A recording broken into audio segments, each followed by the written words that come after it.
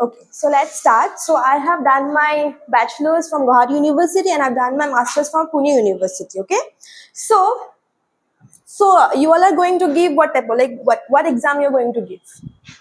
Like NDA, CDS, what? Yes, CUD. Okay, you? Okay, you? Okay, and NDA, NDA. Okay, fine. You? NDA. Okay, you? Okay, so these exams, all the exams, the syllabus of history is common. I think for mathematics and different types of exams, it's different, yes or no? But in history, it's all common. Okay, here? So,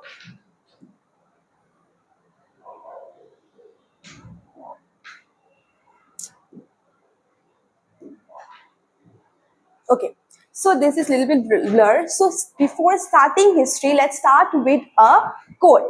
History cannot give us a program for the future, but it can give us a fuller understanding of ourselves and for our common humanity so that we can better face the future.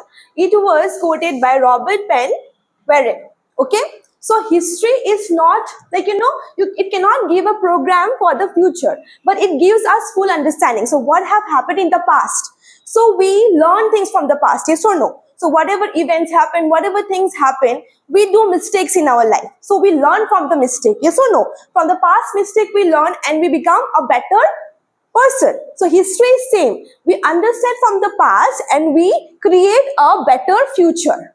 Fine here? Okay, so like you all have, I think, your own strategies, yes or no? Own strategies you have, how to crack an exam and all. So we have also bought some strategies. So first, so like it's very difficult to analyze the paper because the questions what we get in an exam, it's different. Sometimes it's very tough, sometimes it's medium, yes or no? Sometimes it's like easy. But we need to differentiate the questions, yes or no? And that what helps us in doing that, the previous year question papers. So if you go through the previous year question papers from 2018, 17, so you get to know what type of questions have come, yes or no? So you get an idea that what type of concepts you need to study. So you have many subjects, yes, so not only history or polity, also you have like so many general ability, so many subjects come. Also you have to work for mathematics, yes or no? So everything, it's not possible to cover it up. So PYQs help us to understand which concept we need to study more, which concept is important, because history is very vast, yes or no? So you can't finish history within 2 or 3 months, yes or no? You need preparation for that, you need strategy for that. So previous year question papers help you to focus on that strategy and understand what type of questions comes, right? So during preparation, it's very important to see what marks, how many questions from history it comes, how many marks it carries. So it helps us to analyze that yes, we need to focus on this particular topic more, right? So I'm gonna focus on that more and make you understand each and every concept very clearly. Okay, here? So you need practice also. And we analyze and examine the previous question papers to understand the exam format. So what, as I told you, format, you need to first look after the format. How many questions from geography, how many questions from history, how many questions from polity it comes. And it helps us to understand that yes, we need to give this much time for a particular subject, right?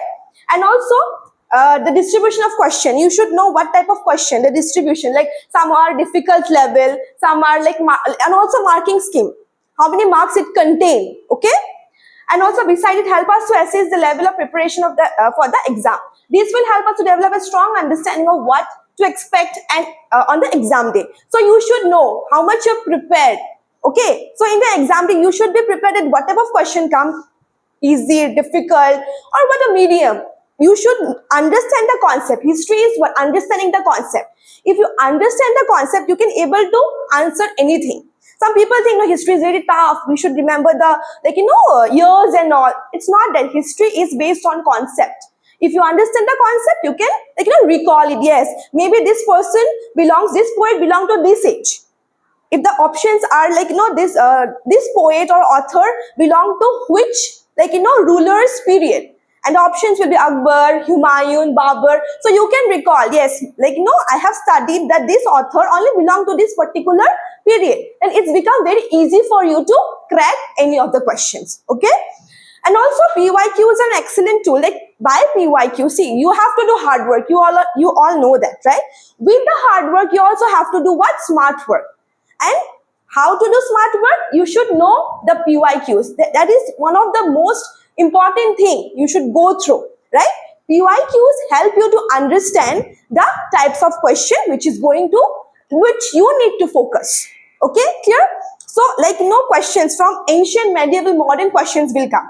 So which questions are going to come more? Like from modern is going to come, or ancient is going to come, or medieval, from which topic of that? It will help you. You will get to know by PYQs. Okay, clear? So yeah, you will get familiar with the concept, and alongside, like, you know, you will learn to achieve the target and goal of your exams. Okay, clear? Am I too fast? Am I too fast? Tell me, okay? Am I too fast? Okay, if I am fast, just let me know, okay? Fine? Yeah. Okay, so we are going to focus on NDA, CDS, CAPF, FSET, and CUET. All the exams we're going to focus here, okay? And other competitive exams also we're going to focus. And it's a very good thing, from all these exams, the syllabus of history is common, okay? Means whatever I'm going to teach here for each and every exam, the questions will be similar. You don't have to study for, like, you know, ND, you don't have to study another syllabus. For CDA, you don't have to study another syllabus. It is all same. So it's a very easy thing for you. Yes or no? You don't have to just jump from one book to another book. Okay? Clear? Clear or not? Yeah. Okay. So this is the syllabus. As I told you,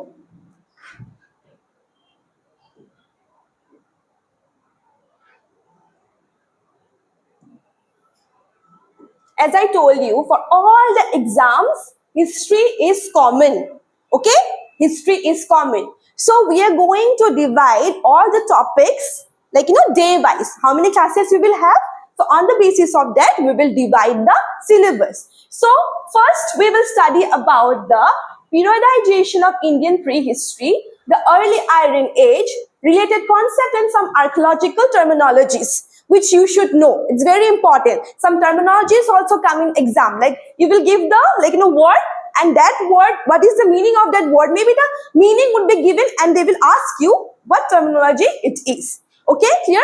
So we're going to focus on this in the first class. Fine, clear?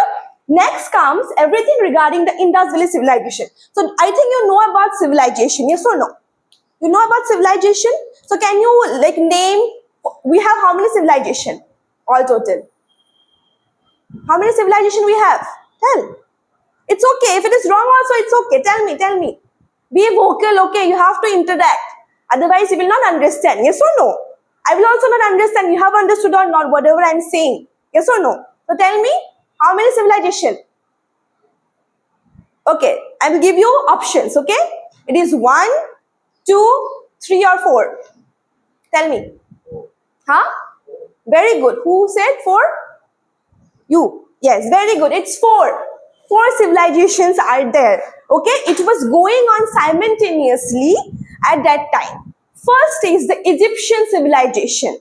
Okay, second is we'll talk about this in the class, but I'll just give you a brief about it. Okay, second is the Mesopotamian civilization. Okay, which is present day Iraq. Okay, fine. Third is the Indus Valley civilization. Okay, and fourth is the Chinese civilization. So this Indus Valley civilization is called as what? Our Indian civilization. Okay? It is Indus civilization. And this Indus Valley civilization is also called as the Harappan civilization. Why it is called as the Harappan civilization? We'll discuss in the class when we will discuss about Indus Valley civilization. Okay? Fine?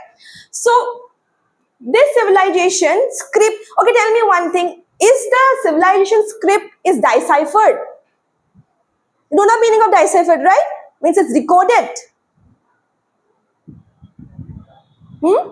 Is it decoded? People know about the script or not? Yes or no? Tell me, yes or no? Tell me. Don't know. You don't tell me. It's okay. That's why I'm here. No, to teach you. Tell me. If it is wrong, also it's okay. This is an introductory class. It's okay. No problem. Tell me. Yes or no. Just tell me yes or no. No. Okay. You not. Tell. It's okay. Fine. Tell me. Huh? Yes. Okay. No. Okay. Tell me how many no. Put your hands up. No. You're no, right? Yeah. Two. Okay. How many yes?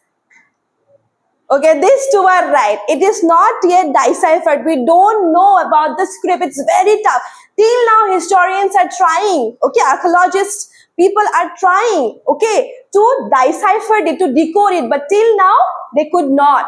Okay, so whatever we know about the civilization, we know by assumption, artifacts. We know about this by artifacts, material remains, by excavation. Archaeologists do excavation, they dig the ground. Yes or no? From the ground, what they take out? Like things which people used to use earlier. So from that artifacts only, people came to know about the civilization. Maybe in the civilization, people used to do this and that, whatever. Okay, clear? So we're going to talk about this very nicely in our class, fine? Then we'll talk about the Vedic texts, Puranas, Arnakyas, Brahmanas, Shastras, etc. So we're going to focus on this text, Vedic text, okay? And also we're going to talk about the Varna system. So how many Varna systems we have earlier? This is very basic. It's very basic. Tell me, how many? Huh? Option. Tell me, it's okay. If it's wrong also, it's okay. Fine, no problem. Tell me. Okay, tell me. 4, 2, 1, or 3. It's very basic, very basic. You should know that.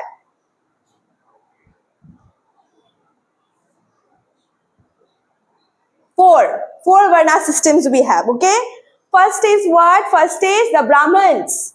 Second is the Kshatriyas. Third is the Vaishyas. And fourth is the Shudras, okay? Brahmins at the top. Second, Brahmins, you know, who do the, like all the religious rituals and all. Yes or no? Kshatriyas means the warriors, the kings and all. Fine? Third is the Vaishyas, means the chariot rider or maybe the nobles, aristocrats like that. Okay? And fourth is the Shudras, which is the lower level, means they have to serve the other 3 Varnas. Okay? Fine? We're going to talk about this in very detail. Then comes the religious movement. Okay? That is Jainism and Buddhism. I think you all know about Jainism. Yes or no? It's a religion, right? Buddhism also you know about. I think you know about Gautam Buddha, right? All the teachings of Gautam Buddha, all the teachings of Mahavira. Yes or no? So we are going to focus on this topic, and this topic is very much important. And also this Indus Valley civilization is very important. Okay? Here? Next comes the Mauryan and the administration and the Sangam texts. So Mauryans were the first one. Like you can say the ancient history starts from the Mauryan dynasty. Okay, clear? The Mauryans started the dynasties and it went on, continue. The others ruler came and they kind of continue the legacy. Fine, clear? Then also Sangam text. Sangam text is a South Indian text. About the South Indian kingdoms we are going to talk about in the Sangam text. Okay, clear? Next come everything related to the Gupta Empire. So next, this is the, you can say that Mauryan Empire is one of the broad-based empire. Okay, it was the first empire, is very, huge. Fine. And after that, this Gupta Empire became a huge empire. Okay, in between there some empires were there, but they are not that big. They did not rule like the Guptas and the Mauryans. Fine, we're going to talk, and Gupta age is also called as the Golden Age. Fine? Clear? Then about the Hindu Samakaras, ancient Indian language and literature, we're going to focus on this. And this will be the ending of the ancient history.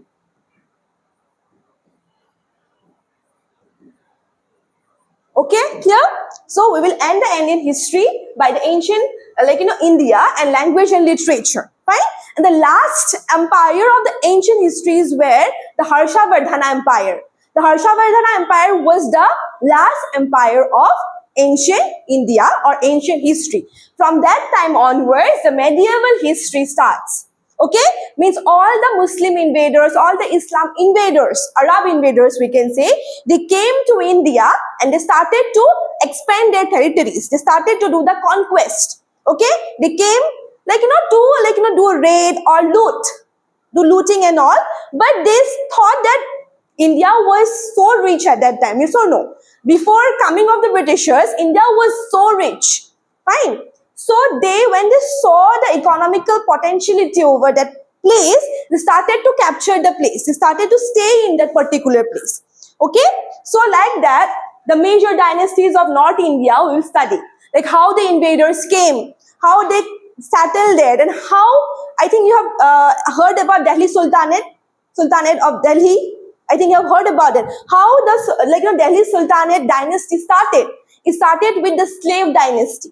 Okay. Then Khilji dynasty came. I think you all know about Alauddin Khilji. Yes or no? I think you have seen a movie.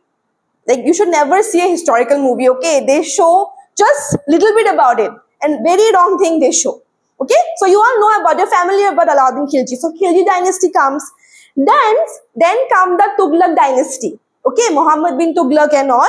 Then comes the Sayyid dynasty, which was very, they ruled for very few years. Not like the other dynasty. The last is the Lodi dynasty. After the Lodi dynasty, what phase start, do you know? Have you heard about the Battle of Panipat? First Battle of Panipat, have you heard about it? Yes or no? Tell me in which year?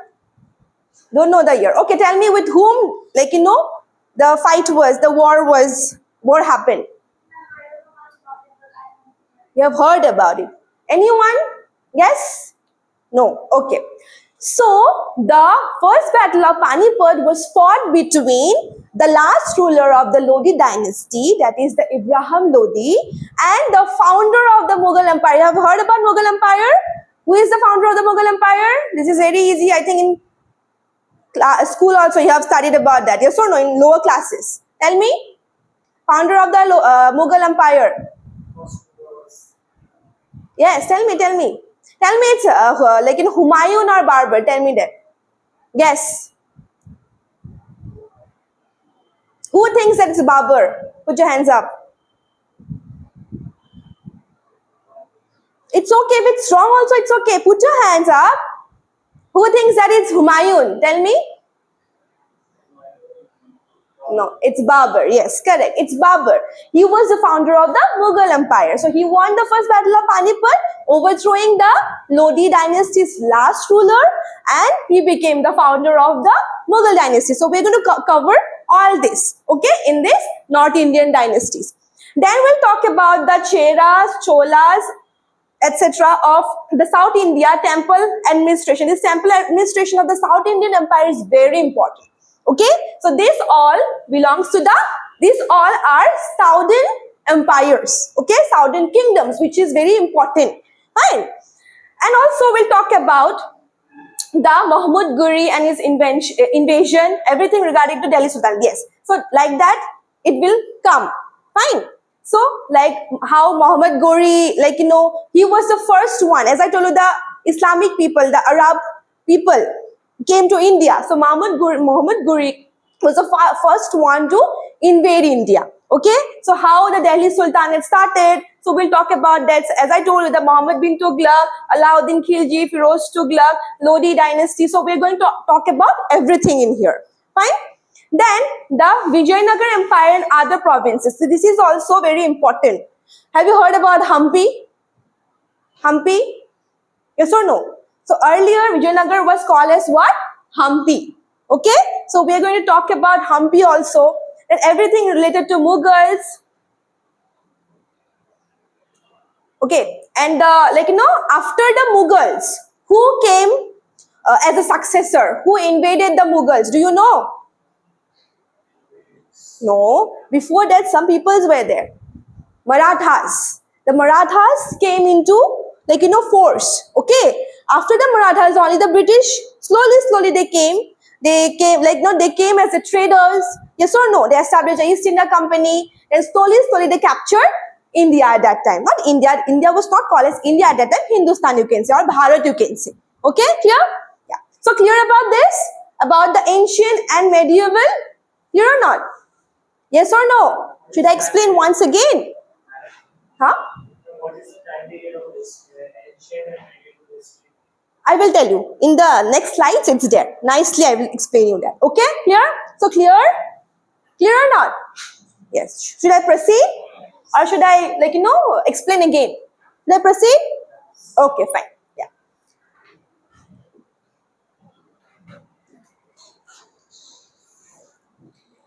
Okay. So now we are going to talk about the modern history. Okay?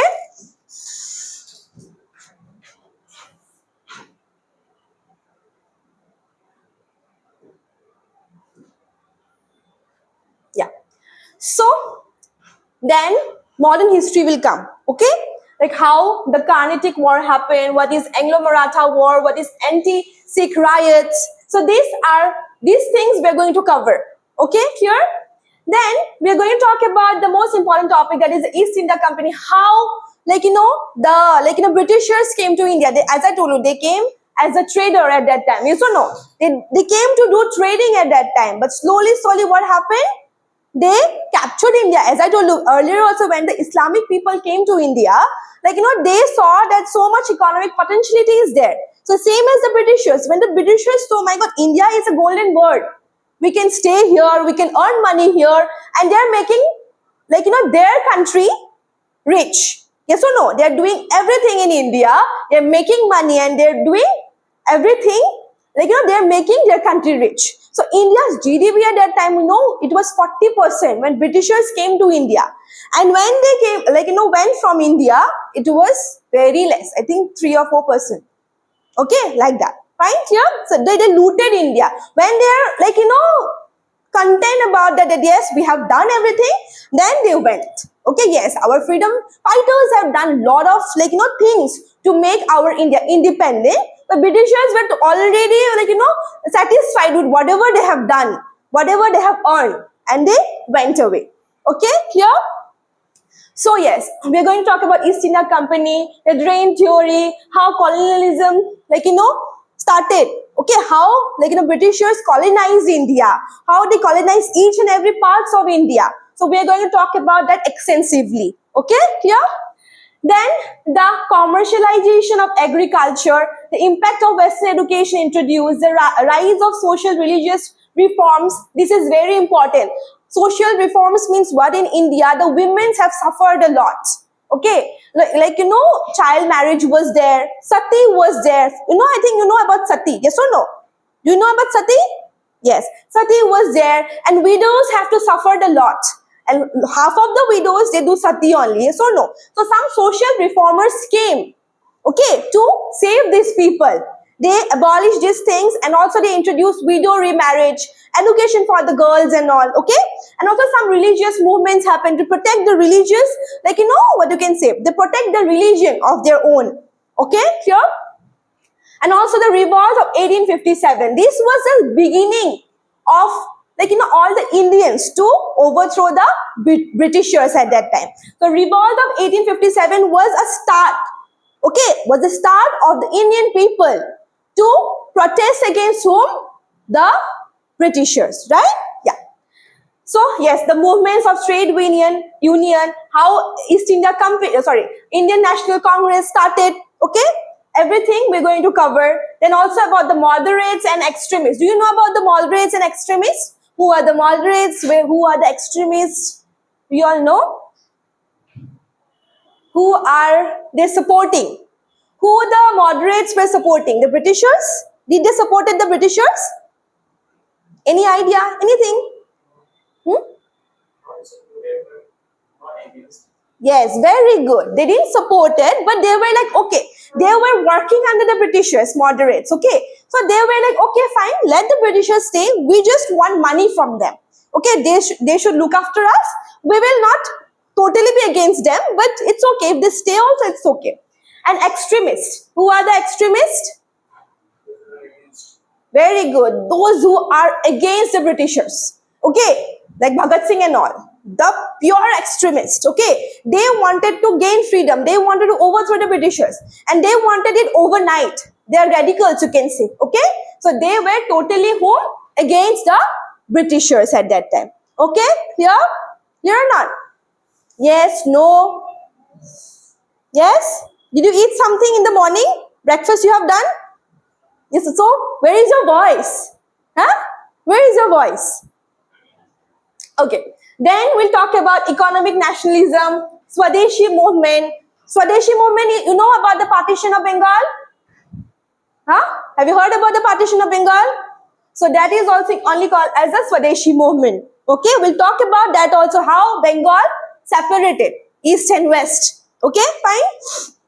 Then the home rule movement, Khilafat and non-cooperation movement. So this, what you can say, Mahatma Gandhi's phase will starts from here. Okay, like it starts from when Mahatma Gandhi came to India in 1915. The phase of Mahatma Gandhi, the struggle, the freedom of, he wanted freedom, yes or no? And he started with not violence, but what? Non-violence. Okay, in the time of Ka, you were there, no? In the time of Ka. Ka happened in 2019, I think December, yes or no? So satyagrahas were happening everywhere. Yes or no? Have you seen people sitting and doing protest, but not violent protest? They are singing songs, they are doing march, they're doing rallies and all. That thing is called as what? Satyagraha. Okay, fine. I think you have seen that. Yes or no? You have heard about curfew in the time of COVID. Curfew was there. Yes or no? You can't go from, if the curfew is from 6 a.m. to 6 p.m., you have to stay inside your home. So these concepts we have seen. Yes or no? Satyagraha we have seen in the time of CAPF, right? And also we have seen curfew. We have heard about curfew. We have, seen this thing in the time of COVID. Yes or no? So we have witnessed this. So these things happened at that time when Mahatma Gandhi came, no? From that time, this thing started. So he always wanted to, do everything in a very non-violent way. Okay? So everything we're going to talk about here, about the Rowlatt Act, okay? Then about Jallianwala Bagh massacre. Have you heard about Jallianwala Bagh massacre? The story, no, not a story, but the incident of Jallianwala Bagh massacre. Have you heard about? How many people were dead at that particular massacre?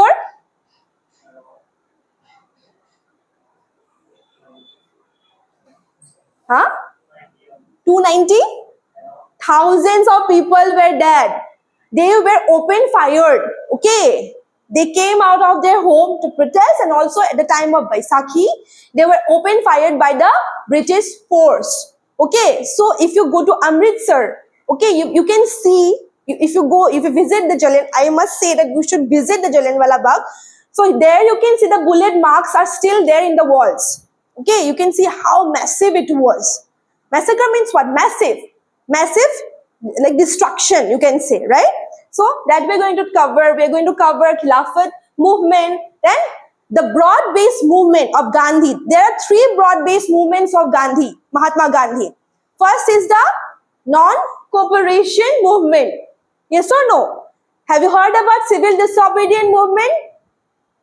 Huh? Have you heard about it or not? Yes or no? आवाज दिया याति पे को खाया है ना? Huh? Have you heard about it or not? Yes. Then last is the Quit India movement. Yes or no? That was the last broad-based movement of Mahatma Gandhi. Then we got independence. Yes or no? After the Quit India movement, yes. And many issues are there. We'll talk about that. Then yes, as I told you, civil disobedience movement, Quit India movement, then how Subhash Chandra Bose started Indian National Army, okay, rise of Muslim League, partition of India and independence, how India got divided, India and Pakistan, like Pakistan went to, Muslim people, they have formed their own country, yes or no? Hindu people, they have formed their own country. So we'll talk about the partition. And then Nehru's vision, industrialization and agrarian reforms, policy of non-aligned Panchashil, etc., wars with Pakistan. So everything we're going to cover in this syllabus. Okay, fine. So you should be attentive in your class. First of all, Because as I told you, history is understanding. Yes or no? Concepts are there. If you clear the concept, then no one can stop you to do wonders. Okay, fine? If you just mug up, like if you just by heart, if you do the memorization, you will forget. Yes or no? If you know what is 1857 revolt, if you understand the concept of the why 1857 revolt happened, why non-cooperation movement happened, why Khilafat movement happened, these all are conceptual, topics. If you understand that, then you can crack any of the question, whether it is difficult, whether it's easy, or whether it's medium. Okay, so you have to pay attention. And if you don't understand, you should ask me, ma'am, I did not understand this. Can you please re-explain? I will do that. Don't worry about that. Okay, clear? Clear or not? Clear? You understand? Everybody understand Assamese? No. Okay, okay, fine. I'll talk in English or else in Hindi. Fine? Everybody, I think, understand Hindi, right? Yeah. So most of it talk in English only. Fine? Clear? So anything you don't understand, if I'm going too fast also, you can just tell me, ma'am, can you re-explain again? I will explain you. Don't worry about that. But please clear the concept. It's much more important. Yes or no? Because you're going to give the exam. And if you understand the concept here, and if you go home and read the topic, it will be very much easier for you. And if something is fixed in your mind, in your head, you will remember that forever. You will never forget that. Yes or no? Yes, maybe you need to see once what it is, then you will start to recall it. That's why history is always understanding. Fine. If you understand it, then you can do wonders. Fine, clear? Yes or no? Okay, fine. Should I proceed? Okay, fine. Okay. So, we'll talk about now history, okay?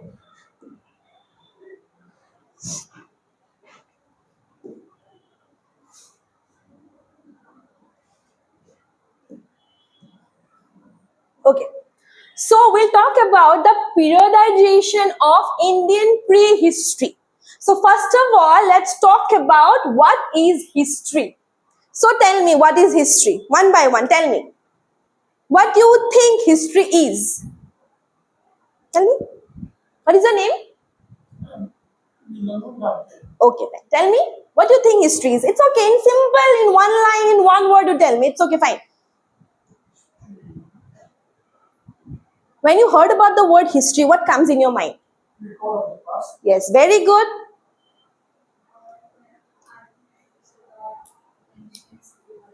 Yes, civilization means past. Yes or no? Events of the past, right? Don't say in the board, just in your word, in your mind. What, when you think about history, what words come in your mind? Oh, agod black hole goes to black kotha, hoy na? Yes. Tell me. You're quite smart to tell things. Tell me. Basically, past events. Past events, correct. It's a study of the events which have occurred in the past. Very good. Tell me. It's okay. Everybody is smart. I know today is the first class. That's why you all are a little bit scared also. Like, you know, but you think that it might be mistake. That's why I'm not telling yes or no. But it's okay. That's why I'm here to make you right. Yes or no? Tell me. It's okay. Fine. Tell me. Huh? Just tell me what, when you think about, when you hear about the word history, what comes in your mind? Past events, yes or no? Right? Tell me. Saying, don't say in the board. Tell in your own words. In one word only you tell.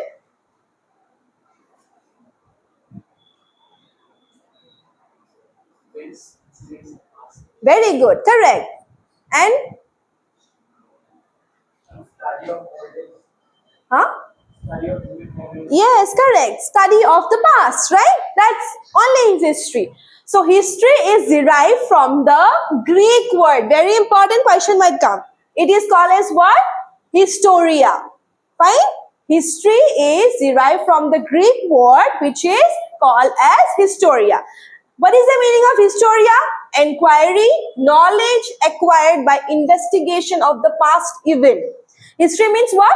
Inquiring, knowing about the past. What, like, what knowledge you will get from the past. We acquire some knowledge, yes or no? So now it is very, like, easy because we have books. People, like, historians, the authors writes the book. We come to know about history from that source, right? Earlier people, historians used to decipher, like, like they used to take out the, like, materials, and they used to decode the materials, right? From that only we come to know about history. So history is inquiring knowledge acquired by investigation of the past. So we investigate the past, right? And also one thing, history is not always, every event is not always accurate.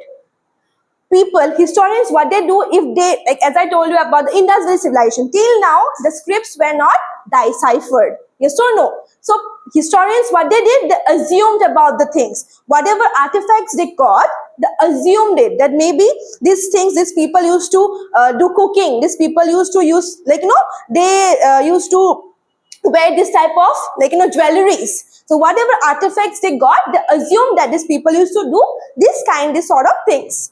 Fine. So it is investigating about the past. So if they are not aware of that, they assume, they interpret. Okay?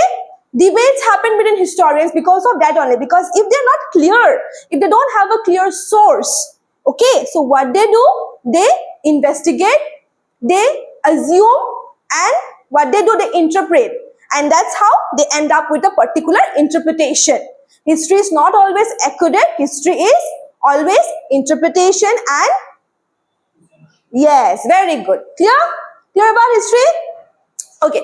So history is actually the events of the past, and how the events of the past have changed our, like, changed, and how presently we are living, that shows the concept. Okay. So what happened in the past? So development started or not? So what earlier people used to do, now the people are doing the same thing or what? No. We understand, we learn, and we use different, now technological development is there, advancements is there. So it becomes so easy now, right? So how from the past to the present it have changed, that is history. Okay? Clear? Yeah. So before that, you should clear some concepts, okay? Yeah. So tell me what is BC and AD. These things are very important before you, like, start history, study history. BC means what? We write like this, no, 800 BC or 1700 AD, like that we write, yes or no? So what is BC and AD? Correct, yes, tell me. Before Christ. And AD means? Huh? After Christ, not after death. After Christ, not after death. Okay? Okay, I'll explain you nicely. Wait. Okay. So you can see here BC or BCE, AD or CE. Okay. So you can see here the classification or the mark is given here, right? So this is AD. AD means what? Anno Domini. Okay, and BC means what? Before Christ. So before Anno Domini was started, before Christ means BC. People used to write behind their date BC. BC means what? Before Jesus Christ was born. We term that particular dates or event as BC. Earlier it was called as BC, but nowadays it is called as BCE, means before Common Era. What happened? Why are you laughing? What happened? Okay, fine. Before Common Era. Now it is called as what? Before Common Era. Fine. And AD means what? Anno Domini. Earlier it was called as Anno Domini, means after Christ was born. Okay. BC means before the birth of Jesus Christ, and AD means after the birth of Jesus Christ. Okay. Which is nowadays it is termed as Common Era, CE. Okay, earlier it was marked or said as AD. Now it is been termed as CE, Common Era. Okay, and one most important things you should know: the days of BC used to go backward.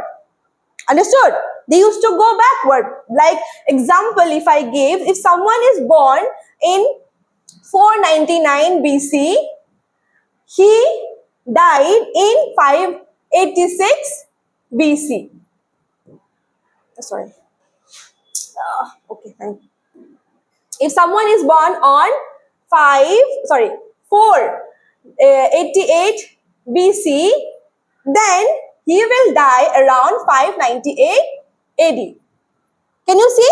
The dates went backward. If someone is born in 488 BC, if he die, then the year got backward. Yes or no? Yes or no? It got backward. But now in AD, or like in after AD, the date till present, now we are going forward. Yes or no? The dates went forward. If someone is born in, you can say 682 AD, that person was dead in 742 AD. Understood? It goes forward. So before Christ, the dates used to go backward, and after Christ, the date used to go forward. Now we are going forward. Yes or no? Yes or no? Yes. So this concept is very important. Clear? Clear or not? Sure? Let's explain again. Okay, fine. Everyone clear? Don't stay silent, okay? If you're not clear, let me know. Clear or not? Sure? Clear? Last second bench. Clear? Okay, fine. No problem. Okay. Yeah. And also you should know. Okay, tell me what century we are in now?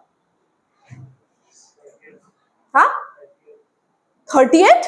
20th. Oh, 28th. Okay, 20th. 21st century.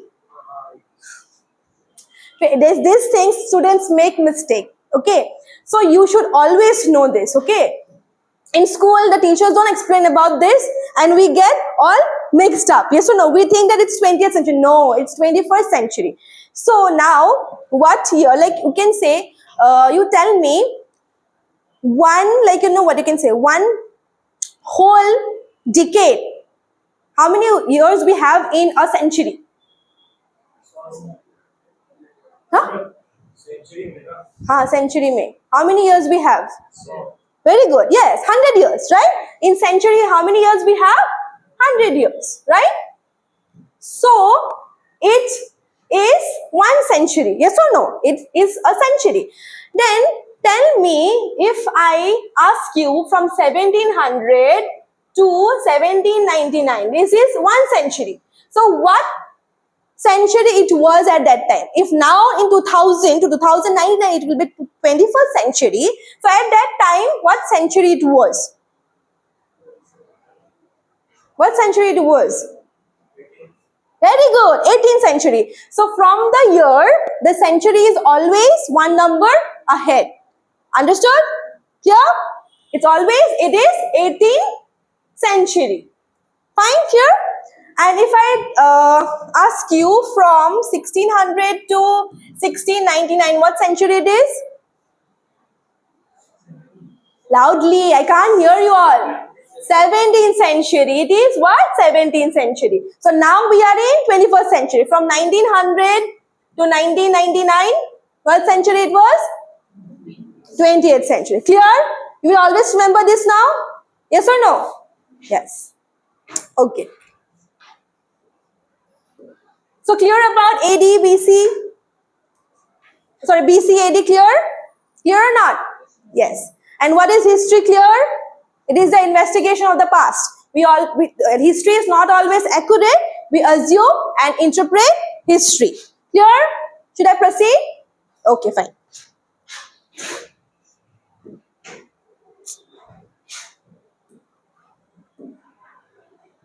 Okay. So someone was asking me, that what were the, years, right? So, first, this is the classification of history.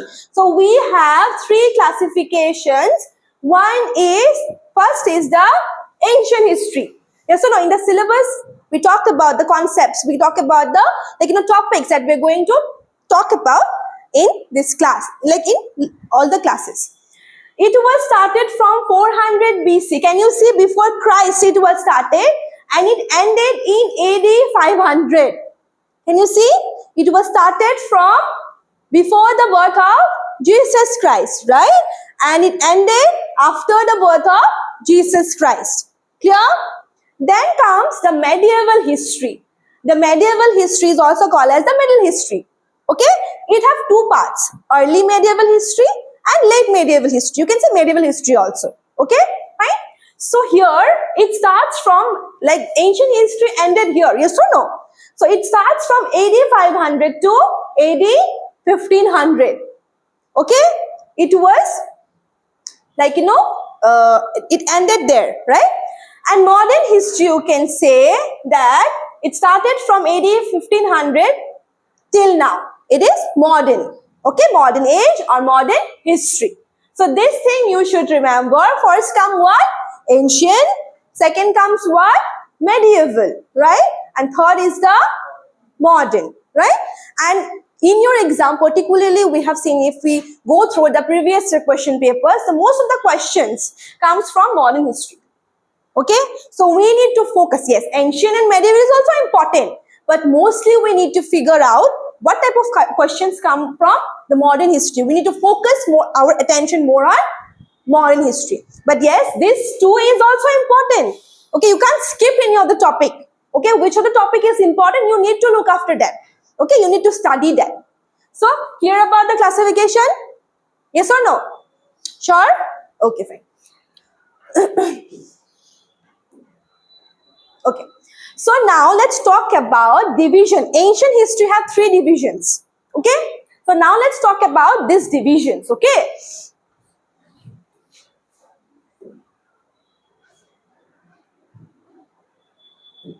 Okay. So division of ancient history. So ancient history have three divisions. First is the prehistory. Okay. Second is the proto-history. And third is the history. Fine. So prehistory is what? Prehistory, period of which there are no written records. Means people started to, like, start their, like, civilization, you can say, or maybe they started to do hunting, gathering at that time, but no one started to write anything what they used to do. History is what? How we come to know about history? Because people wrote about it, that their particular phase or that particular age, what happened, yes or no? So people at that time were hunter-gatherers. They don't know anything about it, right?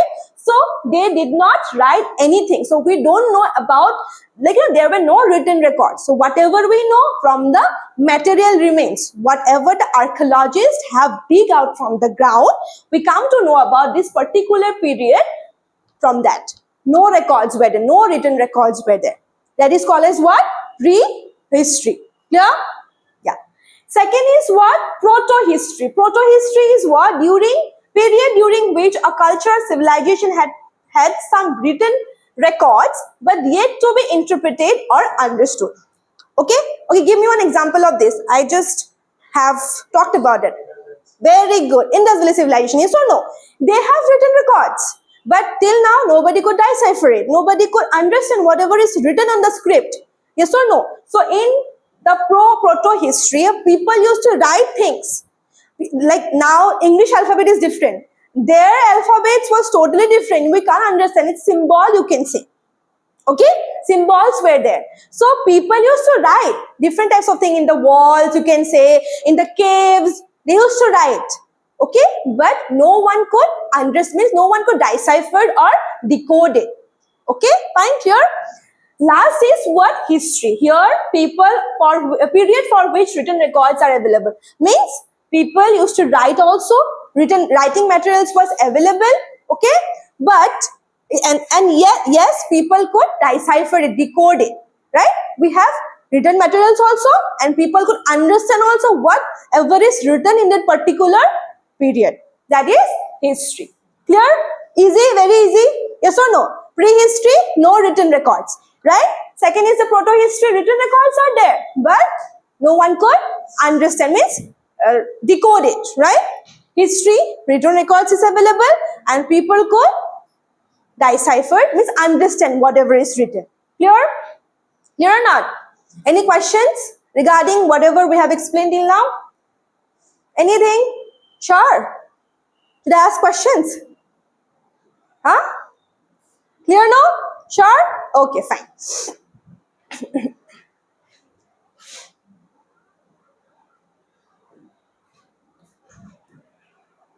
Okay. So after this classification, just I want to give you a brief about this Stone Age. Okay.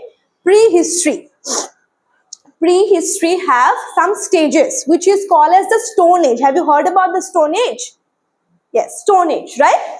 So this Stone Age have different division or different period you can say. First is the Paleolithic period. Here, the people were hunters and gatherers. Okay? Means they don't know anything to, they were born and that time they only know they need food.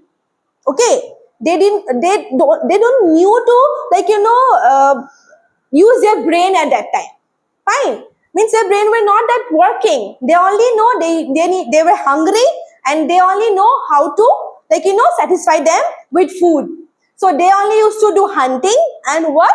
Gathering. They used to hunt the animals and they used to eat. They were called as the hunter and gatherer period. Okay? And this Paleolithic period have three classifications, three division. One is the lower Paleolithic, second is the middle Paleolithic, and last is the but you can say late Paleolithic. Okay, upper Paleolithic you can say. Fine. In those division, we'll come to know like how people earlier the stones were very big.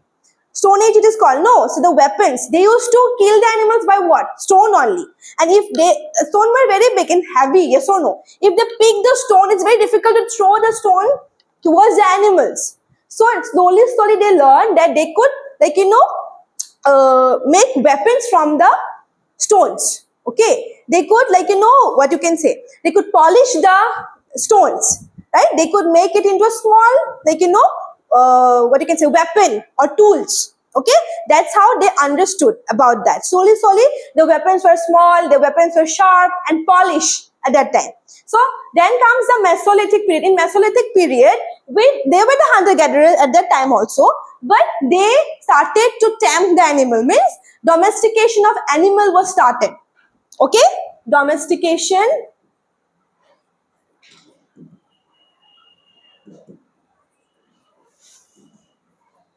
of animals were started. So at that time, say small dogs were there, maybe. Okay, small animals were there. So these animals, they used to come near them. So they used to think that instead of going for hunting, if we domesticate these animals, we can easily kill them and eat, and also they can give us security. You know, dogs give security to people, yes or no? And other animals, some small animals, they give security to people. So they started to do what? Domestication. With that, they started fishing also. Okay, they started that yes, we can do fishing and we can eat that, right? So this kind of thing started in the time of Mesolithic period. And one more stone you can say was invented at that time, very sharp and small object tools. Okay, they made, and those tools were called as microliths. Okay, those tools were called as microliths, and it was sharp, it was pointed, and they could easily kill anything. They can easily cut anything. The tools and weapons they used to make. Okay, then comes the Neolithic period. This Neolithic period, with both the things, they started to produce their own food. They came to know now, yes, we can hunt the animals, we can live by hunting also, but we can produce our own food. They started what? Agriculture. The process of agriculture was started. Yes, last bench, pay attention. Yes, the process of agriculture was started from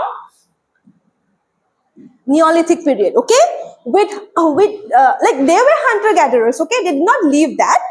They started to domestication of animals also, but they started to become food producer from the Neolithic period. Understood? Clear? Clear or not? Easy? Yeah. Then comes the Chalcolithic period, which is also called as Chalcolithic or Chalcolithic, both you can say. This period, people started to use iron. Okay.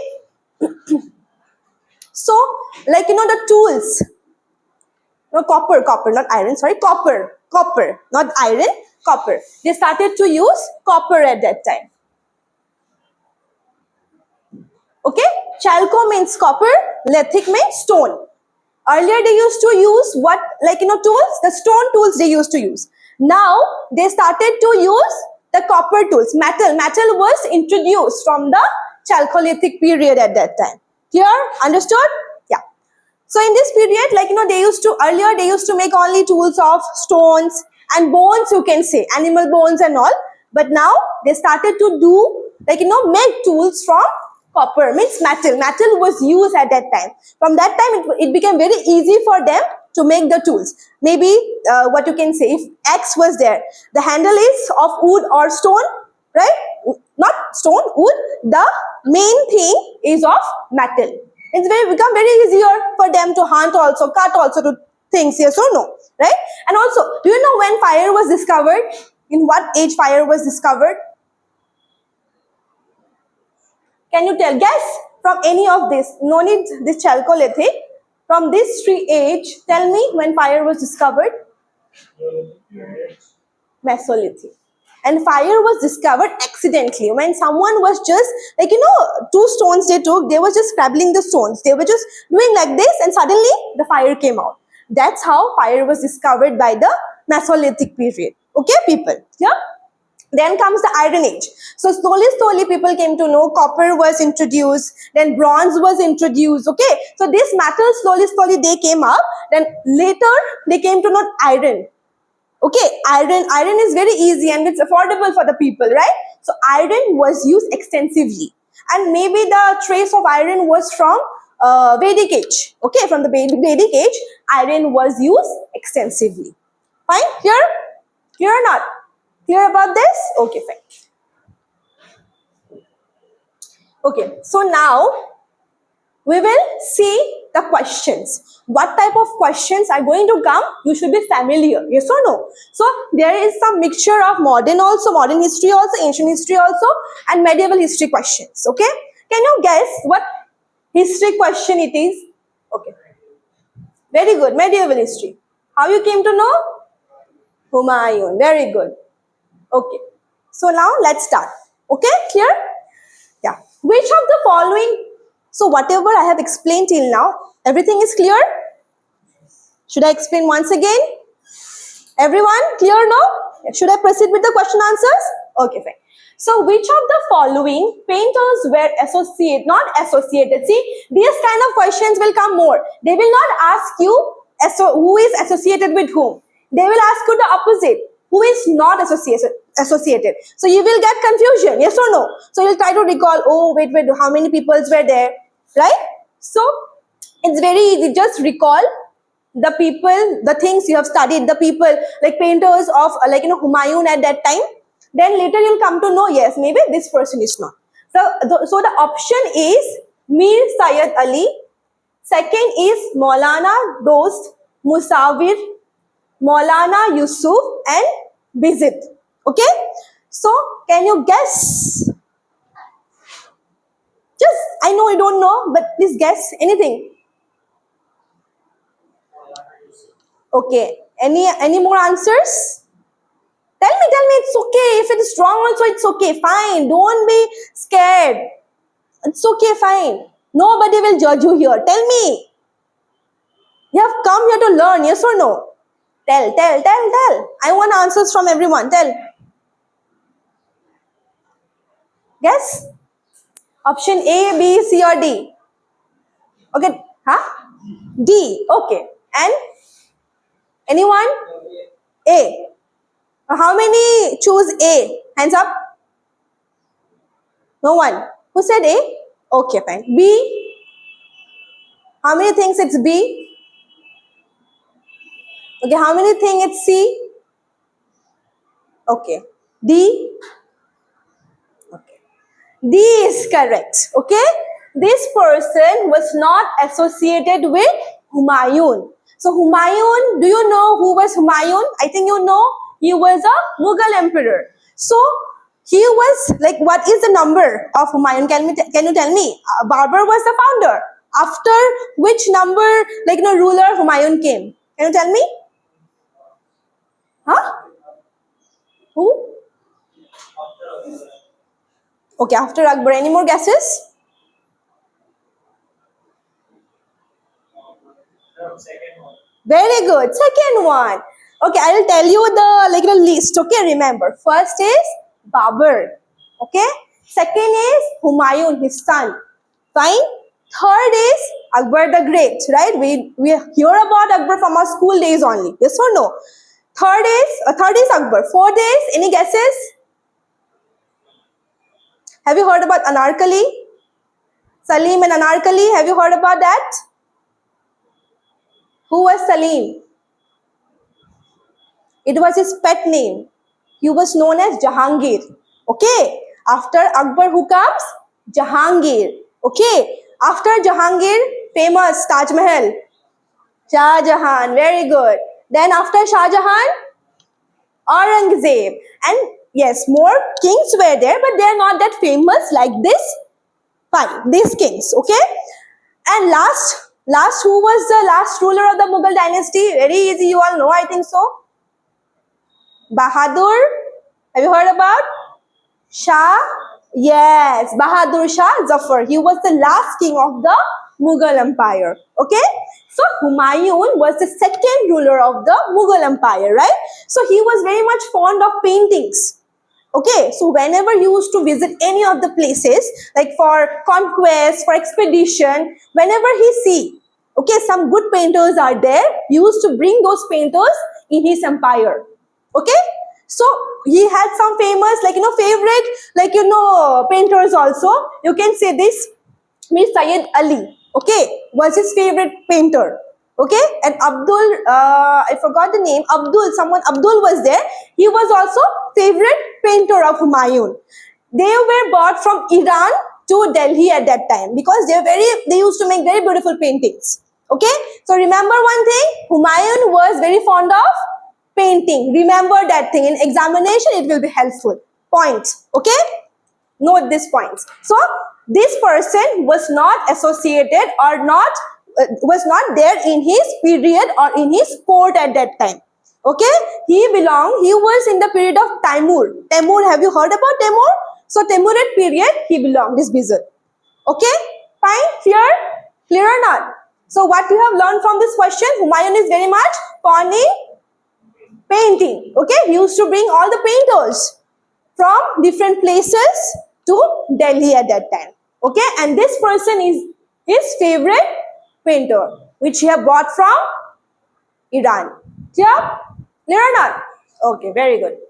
Let's proceed to the next question. Okay, this question, can you guess from which part it is? Ancient, very good, because early Vedic period. Yes or no? The question is, at the bank of which of the following rivers was the battle of 10 kings fought in the early Vedic period? Options are Saraswati, Rishatwati, Parushni, and Shutadri. Can you guess? These were the river name earlier. Okay, now it is changed to different names. Can you guess? A, B, C, A. Okay, tell me A. How many feels that it's A? Okay, how many feels that it's B? C? No one. D? Are you tell? Okay, how many things it's C? Tell me. How many things it's C? You. Anyone else? Anyone else? It's, okay, it is Parushni. It is present day Ravi River. Okay, fine. So, you should know about the Battle of 10 Kings. Like why it happens, no, with whom it happens. Okay, so it was happened between some tribes. Okay, some tribal people, like tribes, different groups of tribes were there, no, some tribes and the king Bharata. So the king Bharata was the ancestor of the Kurus and the Pandavas. Do you know who were the Kurus and the Pandavas? Tell me who? And who are both the boundary on the side of Duryodhana's side. Very good. Yes. Yes, very good. The 100 brothers were called as what? Kauravas, right? And the 5 brothers were called as what? Pandavas, right? Who were the 5 brothers? Can you name? Very good. Very good. And Bhim. Yes or no? Those were the 5 brothers. They won what? The battle of Kurukshetra. Mahabharat. The battle of Mahabharat, they won. Yes or no? Yes. So this Bharata, this person Bharata was the ancestors of the Kurus and the Pandavas. Okay. So they need to protect their empire at that time. It was a big empire, right? So these people, these tribes, okay, these tribes, they came and they, laid a conflict, or they fought again to get the empire at that time. Okay. So these 10 kings, you can say, half were Aryans and half were non-Aryans, you can say. But King Bharata, won the war, and they started this whole territory called as Kurukshetra. The Hastinapur was started at that time. Okay. So it was fought between the ancestors of Kurus and the Pandavas and some tribes. Okay, exactly the event why it occurs, people don't know about that, but it was for the, you can say, for expedition to expand their territories. It happened. Clear? It was Parushni, right? Near the river bank of Parushni, the battle of 10 kings were fought. Clear? Clear or not? Yeah. Next question. See, again, not came. And you see this, what I did.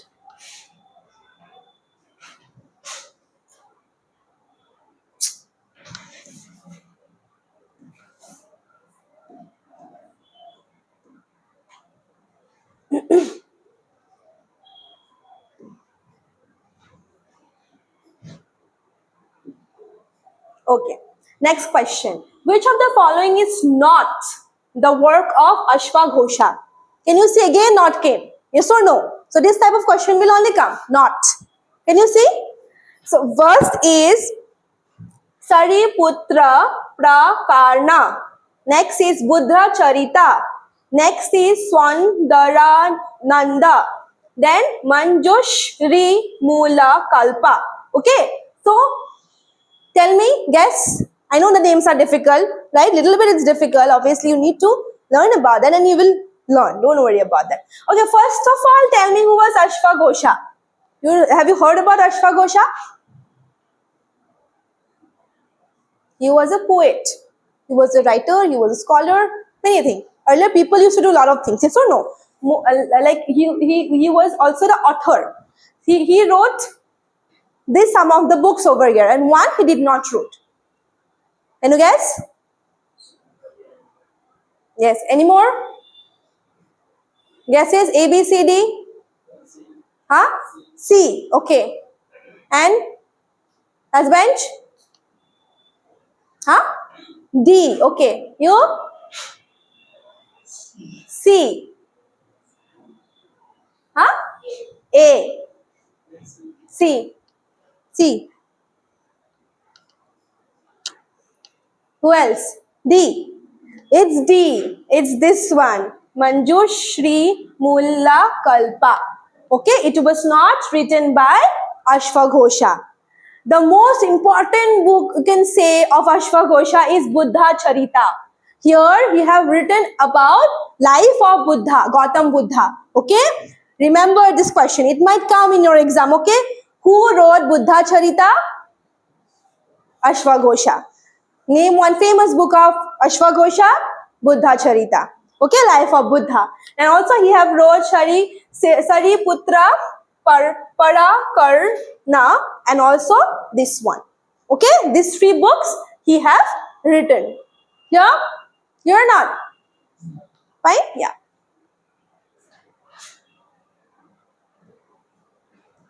Next question. This question belongs to which part? Can you guess? Very good. Modern history. Yes. Okay. Next question is that which one among the following was not a provision of the Regulating Act of 1773? Okay. First option, it introduced parliamentary supervision over the East India Company. Second, the government of Bengal was vested in a governor general and the council of 4 members. Thirdly, it changed the power of the vote in the court of proprietors by removing all restriction on qualification. Fourthly, the governor general was vested with a casting vote. Just read it and let me know. It's okay. Just read it and try to guess. Okay, first of all, I'll let you know one thing. Regulating Act was introduced because to give eyes on the East India Company. East India Company came to India at that time, came to Bharat at that time. Okay, so what are the works they are doing? What type of things they are doing? They are doing it correctly or not? That's why this Regulating Act of 1773 was introduced by the Britishers. Okay, to look after the activities of the East India Company. Fine. Now you just read once and let me know. Just guess. Okay.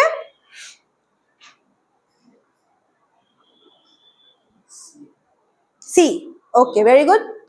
A. Okay. D. Okay. A. A. What else? You're very shy. Tell me. It's okay. Tell me.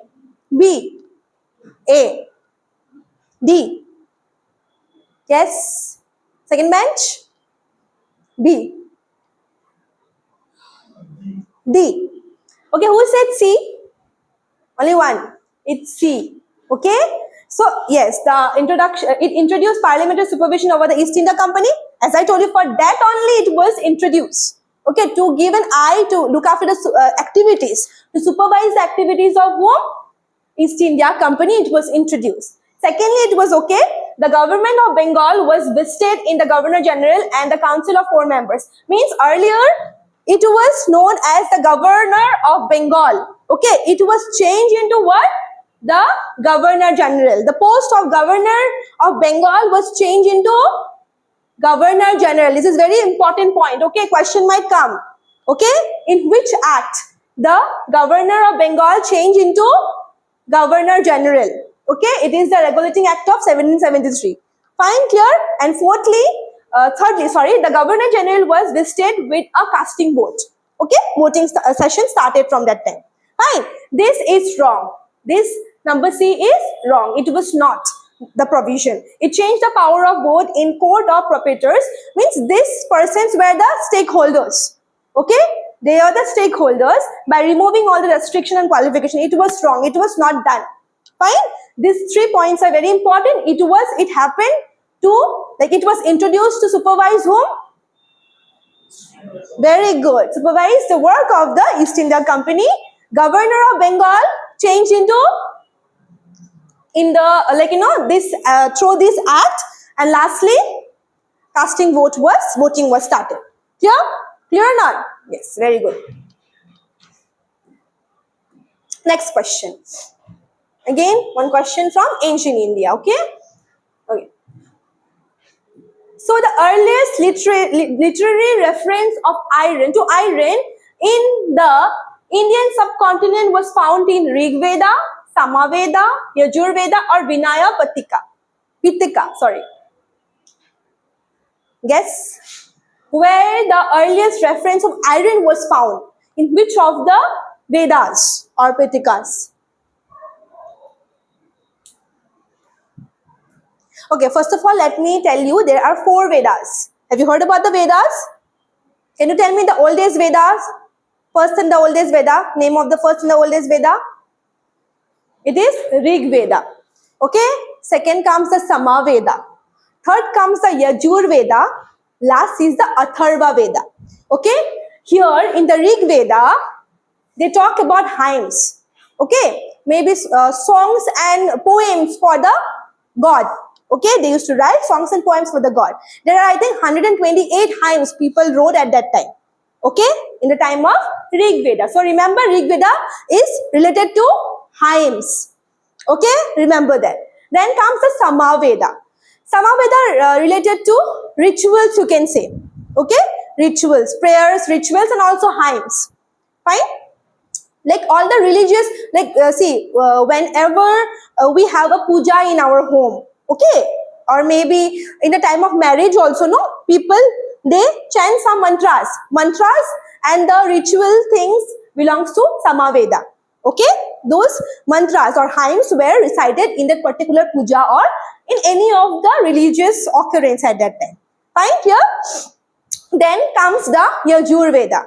It is also related to charms and you can say rituals. Okay, fine. Last come the Atharva Veda. It is spells, magics and spells. People sometimes used to say no Kala Jadoo and all. They used to write in Yajur Veda. Okay, just I'm giving an example. Okay, sorry, Atharva Veda. So clear about the 4 Vedas. First is the Rig Veda. Second is the Sama Veda. Third is the Yajur Veda, and fourth is the Atharva Veda. Clear? Sure? Yeah, okay. So now tell me, just guess this. And this Vinaya Pitaka belongs to Buddha's, like it is called as the basket of discipline. Vinaya Pitaka means basket of discipline. It is Buddhist, you can say, like basketers, you can say. Okay? Tell me. Yeah.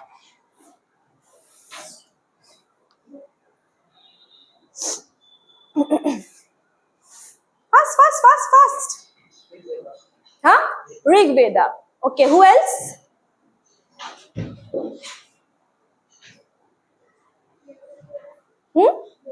Okay, and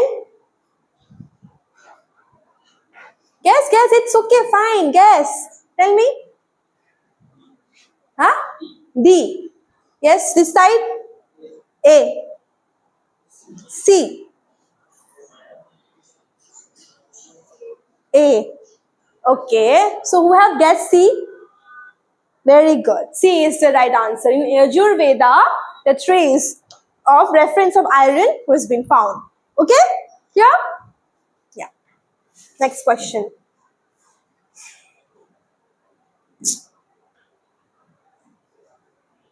Okay. Okay, this question belongs to which part? Modern India. Okay, modern history. Okay, which of the following is not? See, again not came. Can you see? In modern history, most of the question comes like not, which is not the part of it.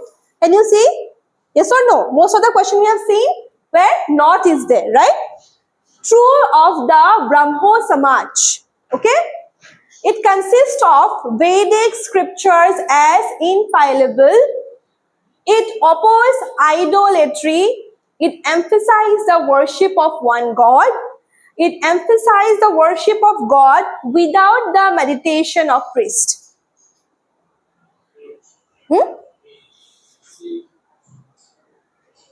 A. Who said A? Okay. C. Then who else? It was started in this Samaj was started in 1828. Okay. Earlier it was called as Brahma Samaj.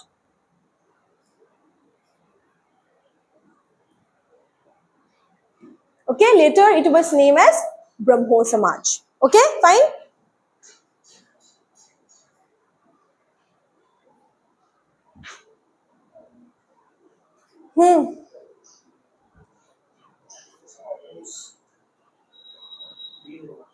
B. You said A, no? No. You said A. Okay. Who else? Guess. B. Okay. Then B. Who else? क्या नहीं किया था?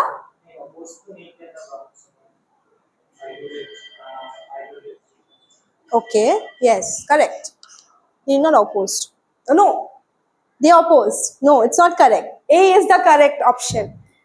It consider Vedic scripture as infallible. Infallible means what? Nothing is wrong. Everything which is written is correct. You can't make out any wrong. There is nothing like that you can't make anything wrong. Yes or no? Something or either it will be mistake will be there. Yes or no? You can't say this particular thing is totally correct, right? So they did not accept that. Okay? Yes, they oppose idolatry means they only believe that one particular God should be there and people should worship that only. Okay, clear? Lord and Lord of God is not necessary, they used to say. Then it emphasized the worship of one God, as I told you. That's why this option came. Yes or no? They opposed it. They believe in worshipping in only how many gods? One God. Okay? Yes. Next is it emphasized the worship of God without the meditation of priest. Okay, they used to believe that if your soul, if your, if your inner soul is true, if your inner soul is, what you can say, is pure, no other people is needed over there. You just go and pray to God, that's enough for you. That is the characteristics, or you can say the things of Brahmo Samaj.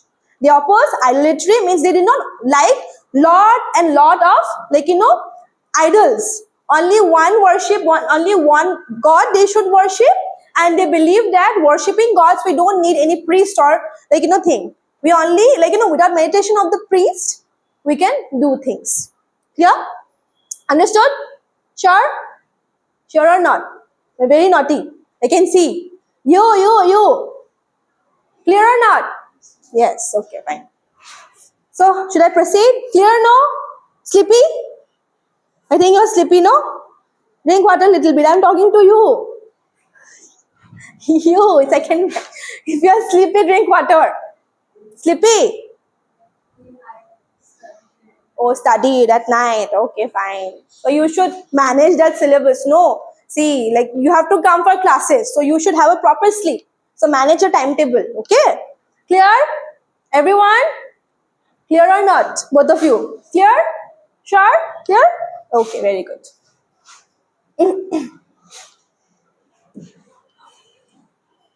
Okay, this is also a modern history question. Okay, who among the following founded the Marathi newspaper Kesari? Okay, one more thing. In modern history, lots and lots of people used to write newspapers, magazine, weekly newspapers. These things you have to go through very nicely. It's very important. Okay, very important. Fine, clear? So can you guess? Lokmanya Tilak, Vallabhbhai Patel, Lala Lajpat Rai, Mahatma Gandhi. Okay, who else? A? And who else? A? Everybody A? A? A? Okay, correct. Very good. It's Lokmanya Tilak. Okay? What is his full name?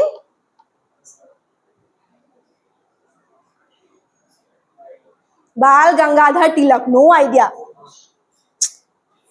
Bal Gangadhar Tilak was also known as Lokmanya Tilak. Okay, people used to call him that. Okay, he wrote Kesari. Very important question this is. Okay, remember he wrote Kesari. Fine, clear? And these leaders will talk about that. Okay, Mahatma Gandhi. You all know Mahatma Gandhi, right? And Lala Lajpat Rai. You all know Lala Lajpat Rai also. He was a freedom fighter. He was an extremist, huh? He was an extremist. Vallabhbhai Patel, he was also with Mahatma Gandhi, he have done a lot of things. He was the secretary or president of Mahatma Gandhi. Whatever satyagrahas they used to do, he was a part of that. Fine, clear? Yeah, clear or not? Should I proceed? Okay.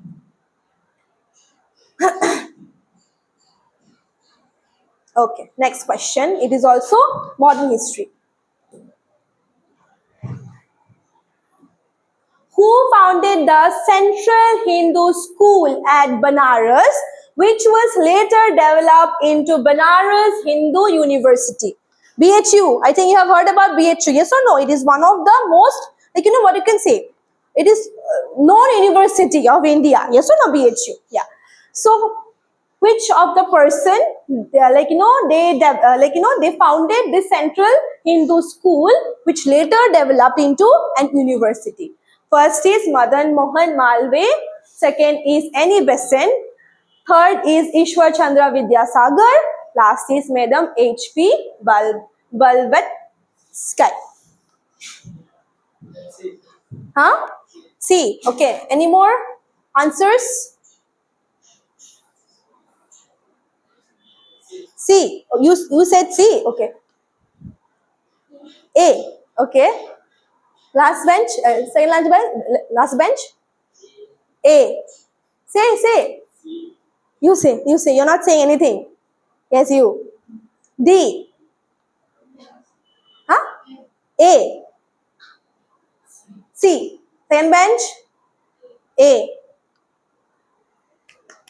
B. It's B. Okay, Annie Besant. Annie Besant have founded this thing in 1898, I think so. Okay, in 1898, Annie Besant has founded this school, which is Central Hindi School. Okay, and later it developed into Hindu Banaras University. I think in 1916. I forgot the date a little bit. Around 1916 or something. Okay, clear? And in this particular, when Hindu BHU was established, no, everybody came, okay, to inaugurate at that particular function. Mahatma Gandhi gave a speech over there. He was very angry because only, higher class or upper class people, known people was there. Common people were not invited over there, okay. He was like, if you want independent India, then everybody should be treated equally. What is this upper class, lower caste? No, okay. He was a little bit angry about that. Understood? So it was founded in 1898 and founded by whom? Annie Besant, which was later developed into Hindu Banaras University. Here? Sure? Should I proceed? Okay,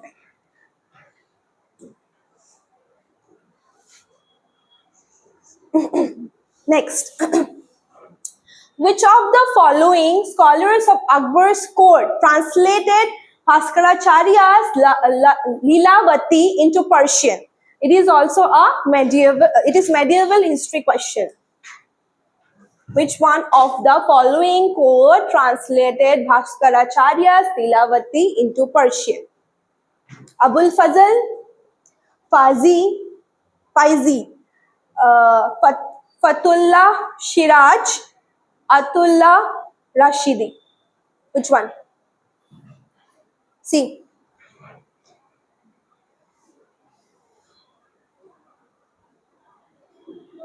You have heard about Abul Fazl? Abul Fazl.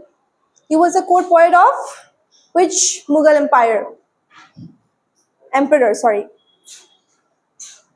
Akbar. Okay? Fazl was also in the court of Akbar only. Fine? So tell me.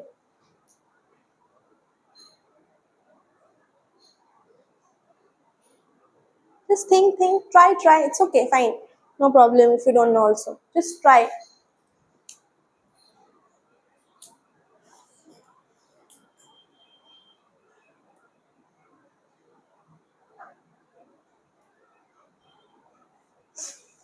Into Persian they have converted. So Sanskrit text you can say. Mathematics text it was. Mathematical things was written in here. Huh? Okay. Who else?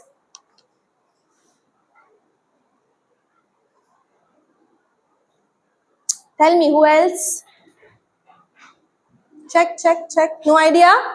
Just try. It's okay. Try.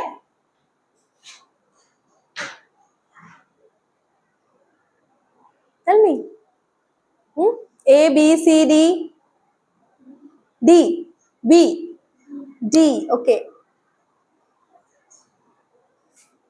Tell. C. C. First bench. Huh? B. Okay, it's B. Okay, Faizi. Okay, he was Abdul Faizi, he was been called. He translated this Bhaskaracharya's Leelavati into Persian.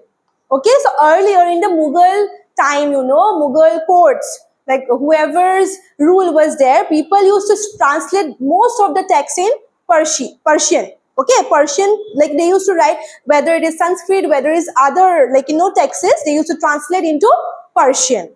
Okay, fine. Okay, can you tell me Akbarnama? Akbarnama was written by whom? Between these two, tell me. Akbarnama. Akbarnama means, Akbarnama means it was a biography of Akbar. Who wrote it? Very important question. Huh? Very good. Yes, Abul Fazl. Okay, Abul Fazl wrote Akbarnama. Very important question. Okay, fine. Clear about this? Yeah. Okay, next question. This is also a modern history question. Okay. Which of the following pairs of newspapers and editors is not. Can you see? Not. Correctly match. See. Navjeevan Mahatma Gandhi, Maharatha Bal Gangadhar Tilak, Bengali Surendranath Banerjee, Voice of India, Gopal Krishna Gokhale. So just see the newspaper and the editor. Okay, who is the editor of whom and who is not? A nahi to D mein doubt hai. Okay, fine. Who else? See the newspaper. As I told you, newspapers are very important. Okay, you should go through all the newspapers very important nicely. हाँ B और सी को correct करना है okay B और C correct लग रहा है okay fine देखो देखो दिस सी ट्राई हाँ D okay A sure okay second bench you are so much worried why you are worried just relax and see okay just relax see A. Okay, fine. Huh? Both of you? A. Who else? Third bench? Girls, tell me fast. A. Okay. D. Which one?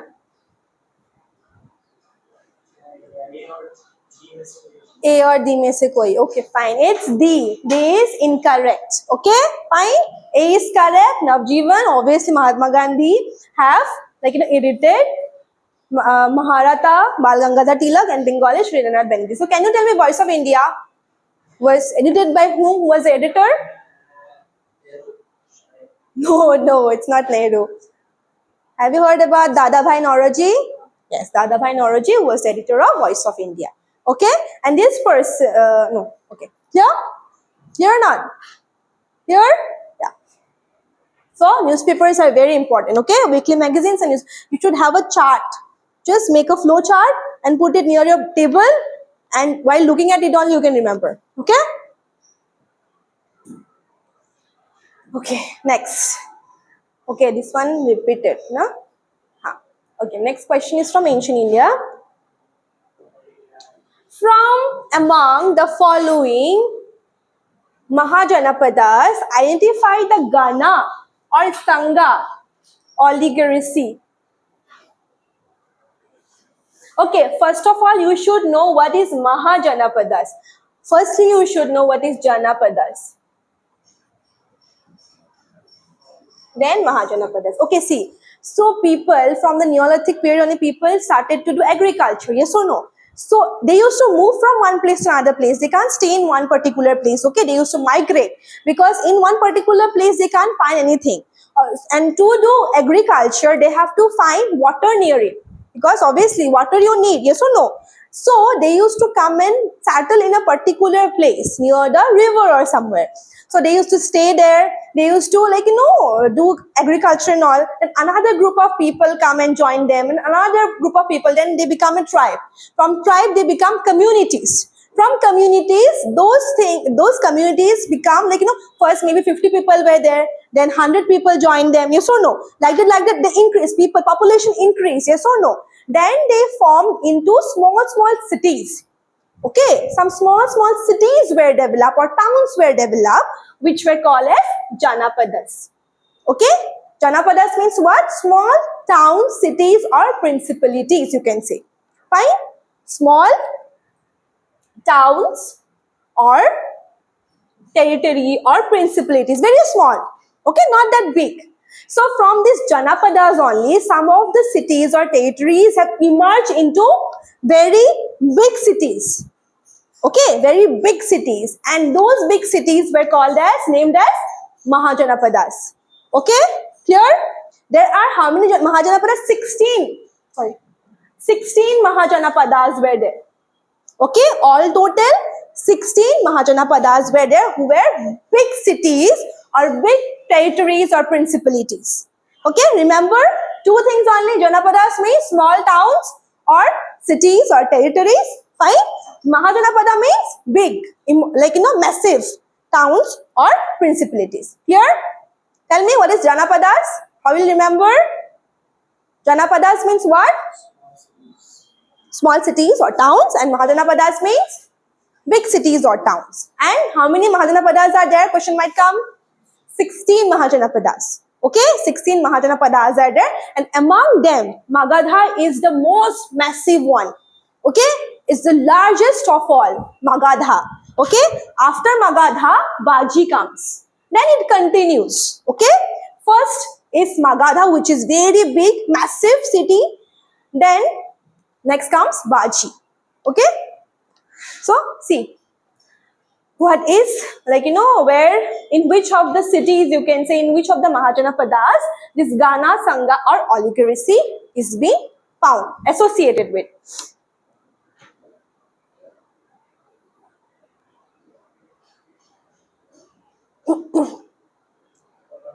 Hmm? Awadh. Okay, who else?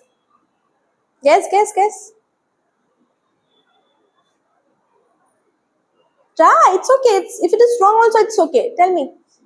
Tell me. What happened? Last bench? Keyhole. कौन है? Tell me. B? Okay. First bench. Slowly, I'll learn your names. Okay, today is the first day, no? So, we'll wait. Yeah. A. Okay. Second bench. C.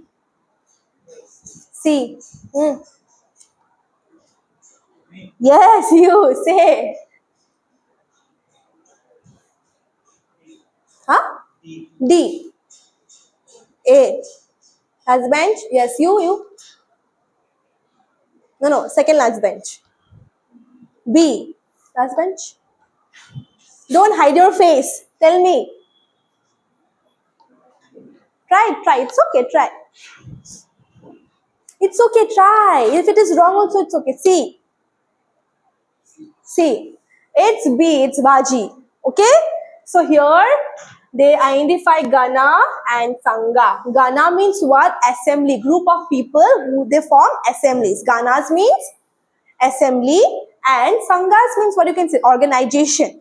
Mostly the Buddhist organizations and all you can say. Okay, fine. Organization means people, members, they form an organization. And here in Ghana, sometimes the rulers also take part in it, in some decision makings and all. Okay, fine.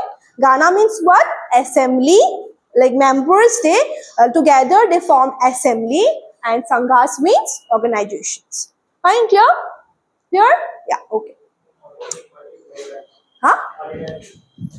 Oh, here means group of people they formed, means not only one people they take decision, but group of people they take decision. Okay, right? Means not only one, like see, we'll talk about that like later about in modern history we'll talk about that. What is dictatorship, or maybe what is monarchy, what is absolutism and all. Okay, here no monarchy was there, means the king, not only the king take the decision, but other people were also there who take part in the decision. Okay, not only one, but other peoples come together, take decision, means take important decision. Fine, clear? Yeah. So you should also know about 16 Mahajanapadas capitals. Okay, Magadha, Rajgiri, Baji. Okay, you should know about this. Okay, capitals are very important. Clear? So Mahajanapadas means large cities. Okay, Janapadas means small towns or cities, right? And how many Mahajanapadas are there? 16 Mahajanapadas are there, fine? And among them, which is the largest Mahajanapadas? Magadha. And second largest is the Baji. Clear? Clear? Okay. Okay, next question. This is also a modern history question. Okay. Next, who among the following was popularly known as Lokhitwadi? Gopal Hari Deshmukh, Madhav Govind Ranade, Gopal Krishna Gokhale, Jyotiba Phule. Guess. It's okay.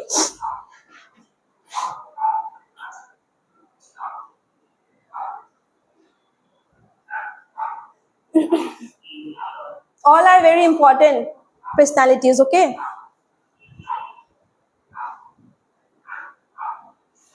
Right?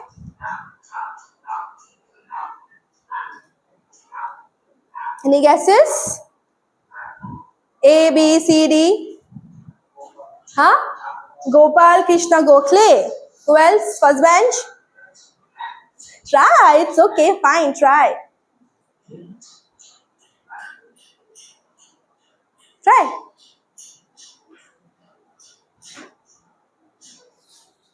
Huh? B. A. First bench. Huh? D. Okay. A. C. First bench. B. It's A. Gopal Hari Deshmukh. Okay? Gopal Hari Deshmukh was called as the Lokhandwadi. Fine? Here? Remember that. And also, can you tell me about Mahadev Govind Ranade? Who was this person? He was a very famous personality. You should know about him. Okay. He abolished child marriage, sati, and also he introduced widow remarriage and all. Okay. He fought for the education of the women's also at that time. Okay. He is a very important personality. Fine? Here? What happened? So much worried. What happened? Huh? Okay, fine. Clear? He was who? He abolished child marriage, sati, and what he introduced? He encouraged what? Widow remarriage and education for women. Very good, correct. Gopal Krishna Gokhale, he was a mentor of Mahatma Gandhi. Okay, he was a mentor of Mahatma Gandhi, and Jyotiba Phule was a social reformer. Okay, he he fought for the these upper class people were very much had privilege. They did not used to treat the lower class people that nicely. So he fought for that. Okay, he fought for the lower class people and all. Clear? Understood? Sure? Okay, fine. Yes? And why Gopal Krishna was known as Okay, why he was known as Lokhadwadi. Okay, so sorry. One second. Because he used to work for the people. Okay, he used to work for the people. No, so see, all the pet names were given by the people. Means he used to work for everyone. Okay, all people in love of that. Means every lok means for every people. Lok in Hindi they say no log. For every people he used to work. That's why, and he used to help the people. That's why he was termed as that. Okay, yeah. Next question. Okay, modern history. Which of the following was where the founder members of Hindustan Socialist Republic Army established in September 1928? Bhagat Singh, Jitendra Nath, Ajoy Ghosh, or Pahindra Nath Ghosh? Very easy, very easy, very easy. Have you seen this? Watch this movie, Bhagat Singh? Have you watched? Watched Bhagat Singh? Okay. If you get time, then only you watch, because you have to study also, no? But it will be helpful for you. You will understand and learn many things in that particular movie. Hindustan Socialist Republic is also called as HSR, okay? Any guesses? Full form is Hindustan Socialist Republic. Short form is HSR, okay?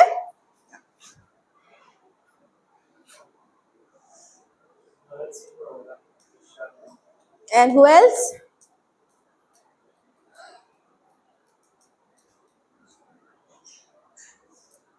Husband? Any guesses? D. You see this option, huh? This option. It will be one. See, this kind of question will come. Don't get confused, huh? You have to mark this. You have to see these options. Okay? You have to select from here and you have to see this option. A, 1, B, 2 or 3, C, 1, 2, 3, D, 1, 2, 3, 4.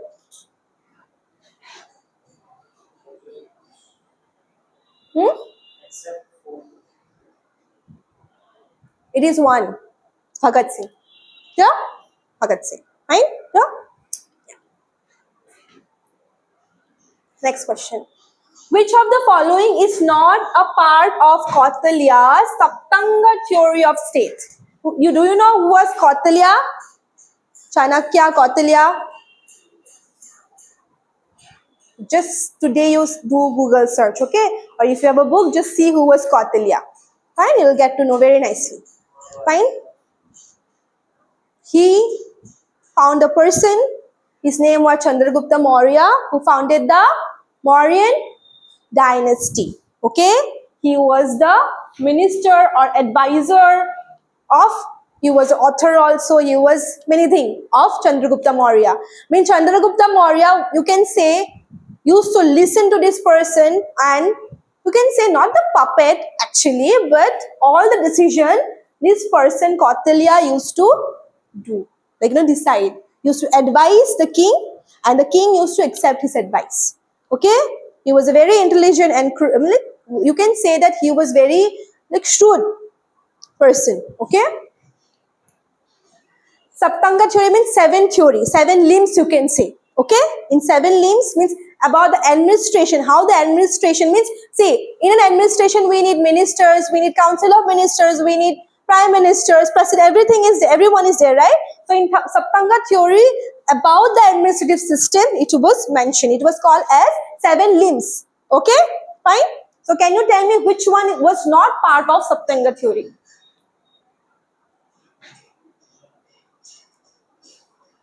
Any guesses? Huh? No. Ruga was a part of it.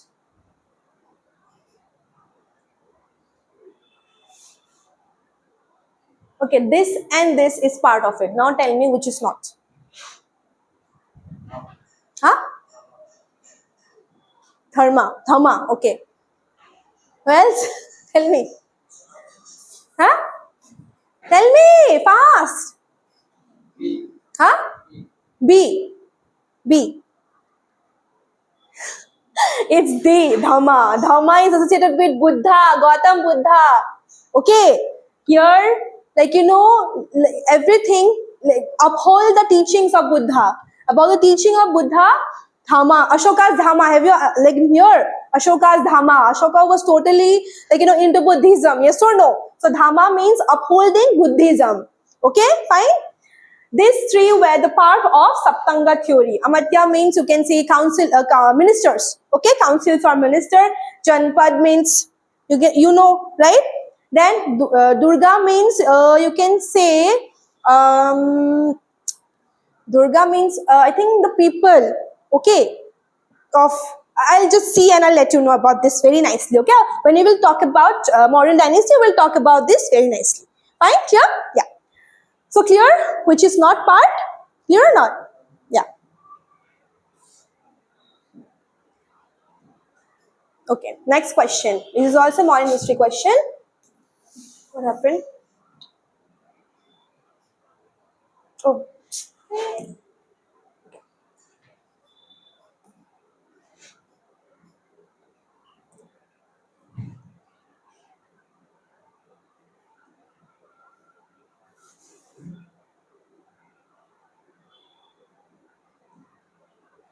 Okay. So this question is from modern history. So it says that in the 19th century, peasants in various parts of the India rose in revolts against minelanders and grain dealers. Okay. Second is in May 1875 at village Supa in Pune district in the Bombay Deccan, peasants attacked shopkeepers, burned the Bahi Khatas, account books, looted grain shops and set fires to the house of Shaukars. Okay, Shahukars. So this incident happened and it has been called as the Bombay Deccan riot. Riot means what? What you can say? Event, disastrous event, you can say, conflict. Okay, conflict. So it happened because the peasants, okay, I'm telling you, the peasants were very much irritated with the moneylenders and all. Okay, why they're irritated? Because whatever, grain they are making, they're doing agriculture, no? So their revenue was very high. Okay, sometimes due to bad harvest, it's very difficult to pay the revenue, yes or no? Because due to maybe rain, lack of rain, Extreme rain also caused bad harvest, and less rain also caused bad harvest, right? So due to that, the revenue was very high. So they were not able to, pay the revenue. Okay, and this revenue, they are not decreasing the revenue. So for that, these people got very much angry towards the moneylenders, and they did some sort of things. So if these two things are correct or not, just check. Statement 1, 2, both 1 and 2 are neither 1 and 2. It is a revolt against the moneylenders. Whose revolt? The peasants' revolt. Okay? The farmers' revolt. Yeah? Both are correct? Sure? Both are correct, everyone? You think that both are correct? Yes or no? Say, I can't hear you all. Yes or no? No. You don't know. Tell me, just say yes or no. Okay, say 1, 2, 3, yes or no? Say, it's okay. Yes. Yes. Yes? It's yes. Both are correct. They got very frustrated. With that frustration, Bahi Khata means what? Account book. Means they used to write some, false record. So they burned everything. They burned the shops. And the sahukars, means the moneylenders, have to flee away from that particular place in the fear of these peasants. Okay? Here? So both are correct. Clear? Sure?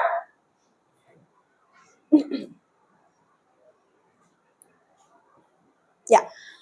Which of the which of the Indian thinkers first spoke of food for work program to counteract the effect of famine? Do you know what is the meaning of famine?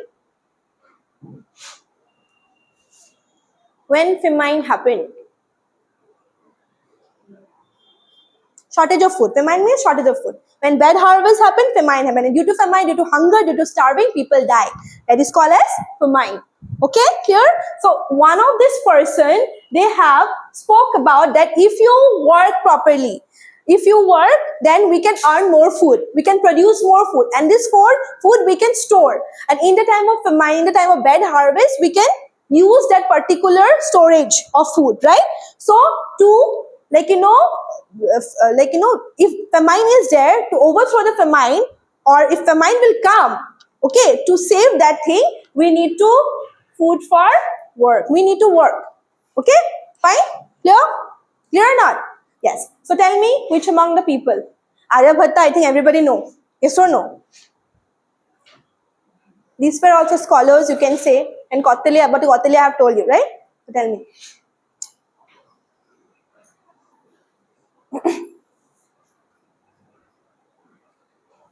Guesses, any guesses?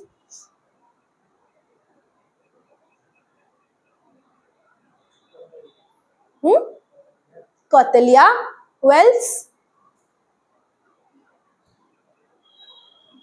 D, okay. Prabhakara, A, Kautilya, C, D, okay. Last bench, A, D, B, C. Okay, it's A, it's Kautilya. Kautilya have initiated this program. Okay, fine, to save the effects of the overthrow the famine. Clear? Understood? Okay. Okay. Who among the following had organized in 1904 a secret society for revolutionaries named Abhinav Bharat? Modern history question. Khudiram Bose, Samji Krishna Verma, Hardayal, or V.D. Savarkar? Okay, who else?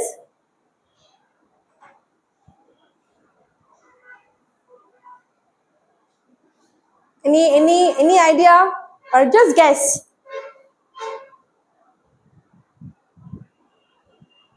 Yes?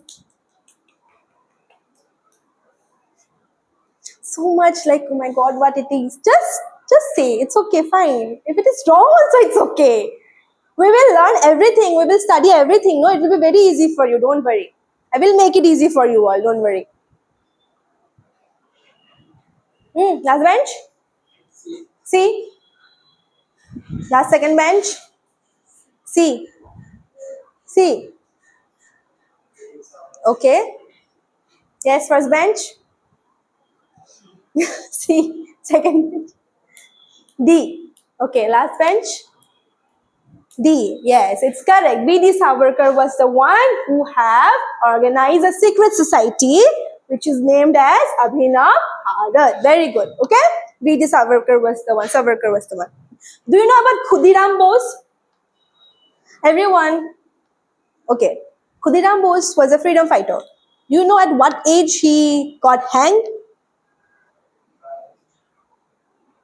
What is Small age. So what is the age?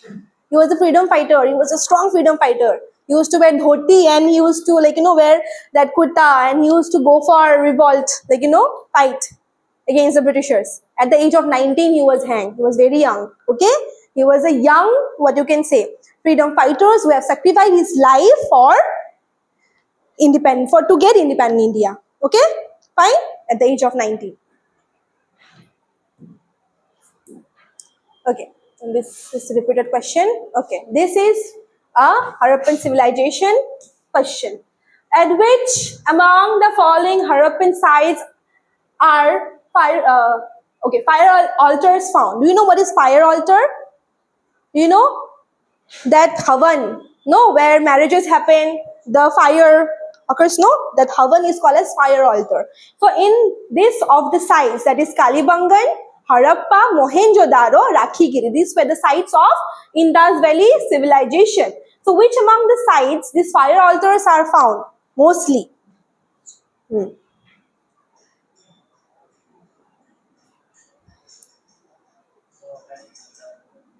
Okay.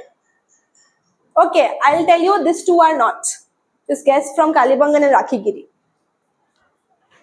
These are the important sites of Harappan civilization, okay? Indus Valley civilization, fine.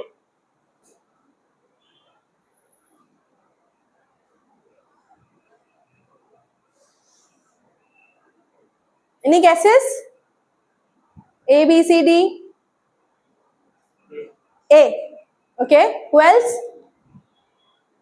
No idea? Yes, anyone? Anyone? No idea? A, it's Kalibangan. Okay? In Kalibangan, these fire altars are found. Fine? Harappa, Mohenjo-daro is very famous. Okay? Why Indus Valley civilization is called as Harappan civilization also? Because Harappa was the first site to be discovered. Okay? Harappa was the first site to be discovered. That's why Indus Valley civilization is also known as Harappan civilization. Okay? Mohenjo-daro was really massive. Okay? Great bath, granaries, all these things are found in Mohenjo-daro. And these two sites, when Bharat was undivided, it was one civilization, but when India got partition, okay, Pakistan and India, this Harappa and Mohenjo-daro went towards Pakistan area, Sindh area. Okay, Kalibangan and Rakhigiri is in India. Fine, I think this is Haryana, this is Rajasthan. In Rajasthan it is there. Fine, clear? And earlier it has been said that, earlier Mohenjo-daro was the biggest massive site, it has been said, okay? But when India got divided, Mohenjo-daro became the massive site of that part. In India, it was called as Dholavira. Okay, Dholavira, the biggest and the massive site. But recently, it was like archaeologists have discovered, or historians have discovered that Rakhigiri, okay, Rakhigiri is the massive site. Second, Dholavira comes now.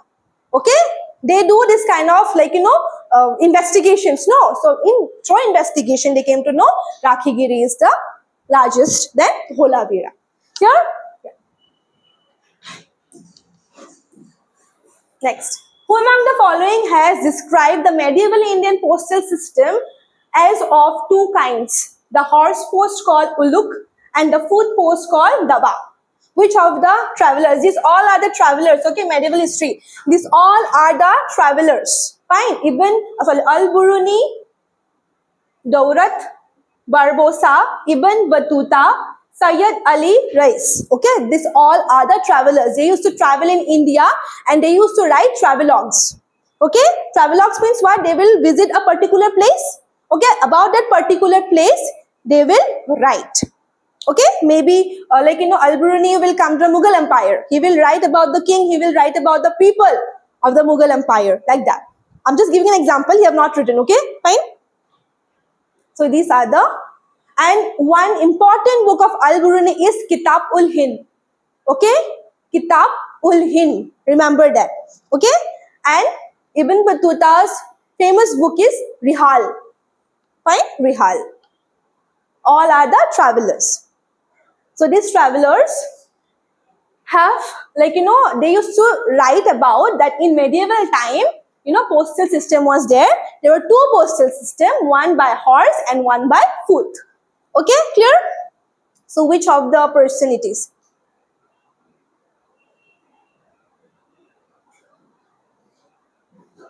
Huh?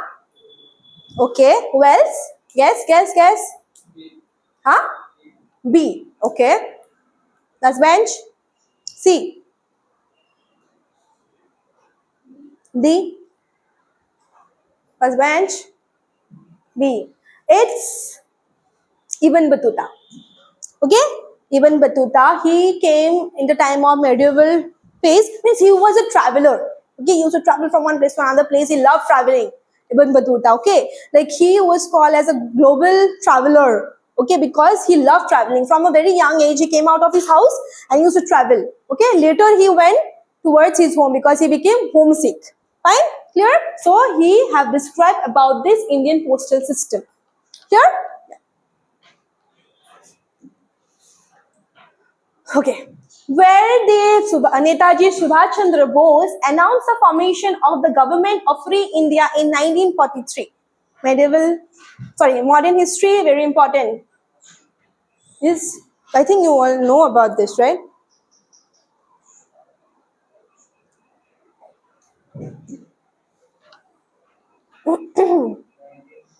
Nineteen 1943. India was about to get independent. Yes or no? Shanghai, Berlin, Mandalay, Singapore. Shanghai. Okay, who else? Do you know where Shanghai is?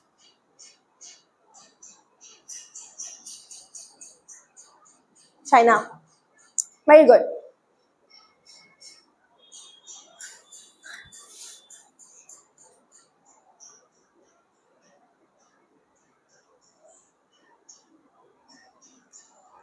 Say, it's okay, fine, say. Shanghai. Okay, who else? A. Okay, good. D.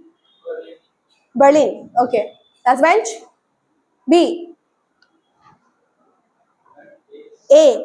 Okay. A. B. B. It's A. It's Singapore. Okay. In Singapore, he have formed the government of Free India. Fine, clear. And this Shanghai is also very important. Okay.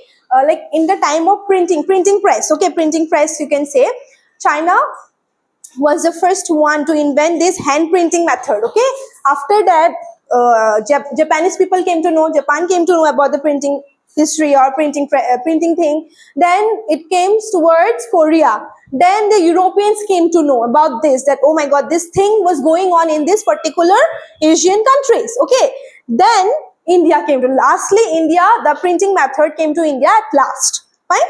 So Shanghai, when Europeans came to know, Europeans, they come anywhere and they start dominating. Yes or no? So they came, and in China, this was the main hub of printing. They made, when machine made printing, Gutenberg. Okay, Gutenberg, he started this machine printing method.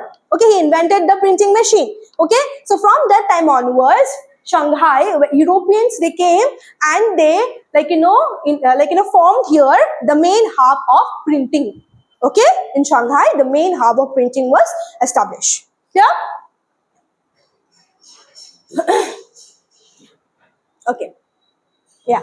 Who gifted the Badshah Nama to King George in 1799? George III. Okay, you are not given. George in 1799. Badshah Nama. Abul Fazl, Abdul Hamid Lahori, Nawab of Awadh, or Williams Jones. Badshah Nama, yes. Gifted the Badshah Nama. Okay, let me tell you, this person wrote Badshah Nama. And Badshah Nama was a biography, or about the life of Shah Jahan. Okay, Shah Jahan's life in Badshah Nama it is written, and this person particularly wrote it. So tell me, who gifted this Badshah Nama to King George in 1799? Abul Fazl. Okay, this you cut it, eliminate it. Now tell me, Abul Fazl. See, you can relate the question like this also. Okay, this person wrote it, right? This person will not gift it. Yes or no? Why he have written something? Why he will give to someone else, right? So like that, you have to logically solve the questions. Okay.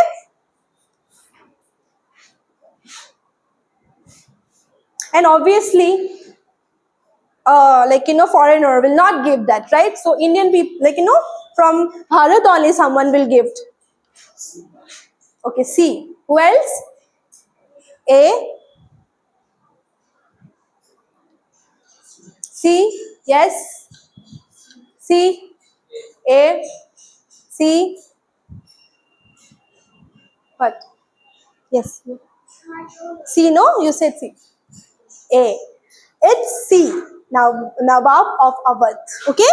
Nawab of Awadh gifted Badshah Nama to King George III. Here? Fine? Okay. Yes. Who among the following is the author of the book Tom of Sen? These all are the authors, and I think this person you know it very nicely. Yes or no, Chetan Bhagat?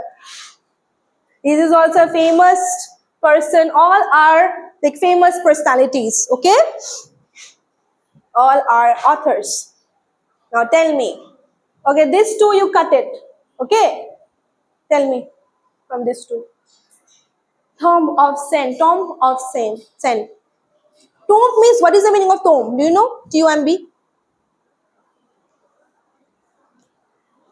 When a person in Islam, okay, earlier in the time of Mughal, or the time of Delhi Sultanate, so it was started from Mughal, you can say. When a person is dead, they were buried there, and a tomb like structure is being made, like dome, like like this, we have this Mandir temple, no? So like the tomb in Delhi, you will find Humayun's tomb, Babur's tomb, everything you can find in Delhi, okay? So tomb, tomb of Sen. Okay, who else? Guess.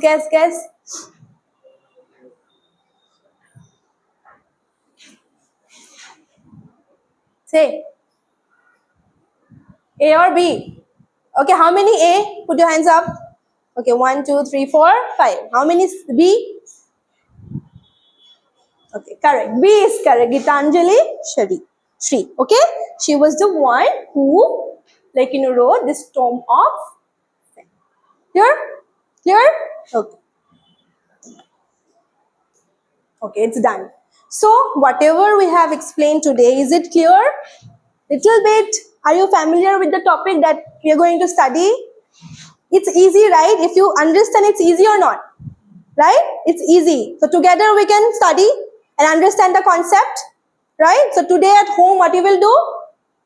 Recall this, right? Study this. Okay? Research little bit about all the things which we are given in the syllabus. Okay? History is very easy. If you understand, you will enjoy.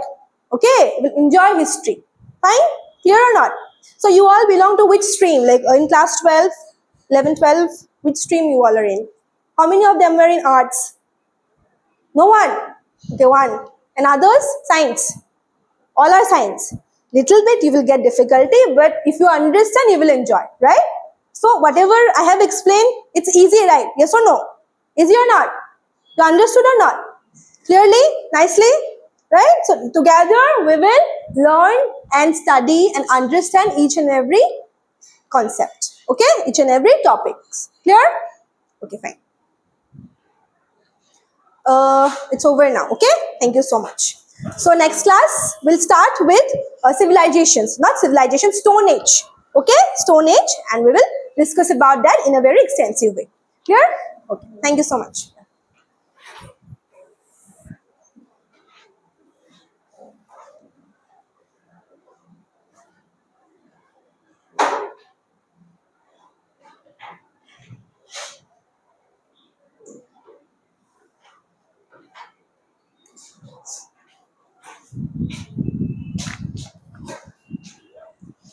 You will have more class now? No, I think won't think so. Yes.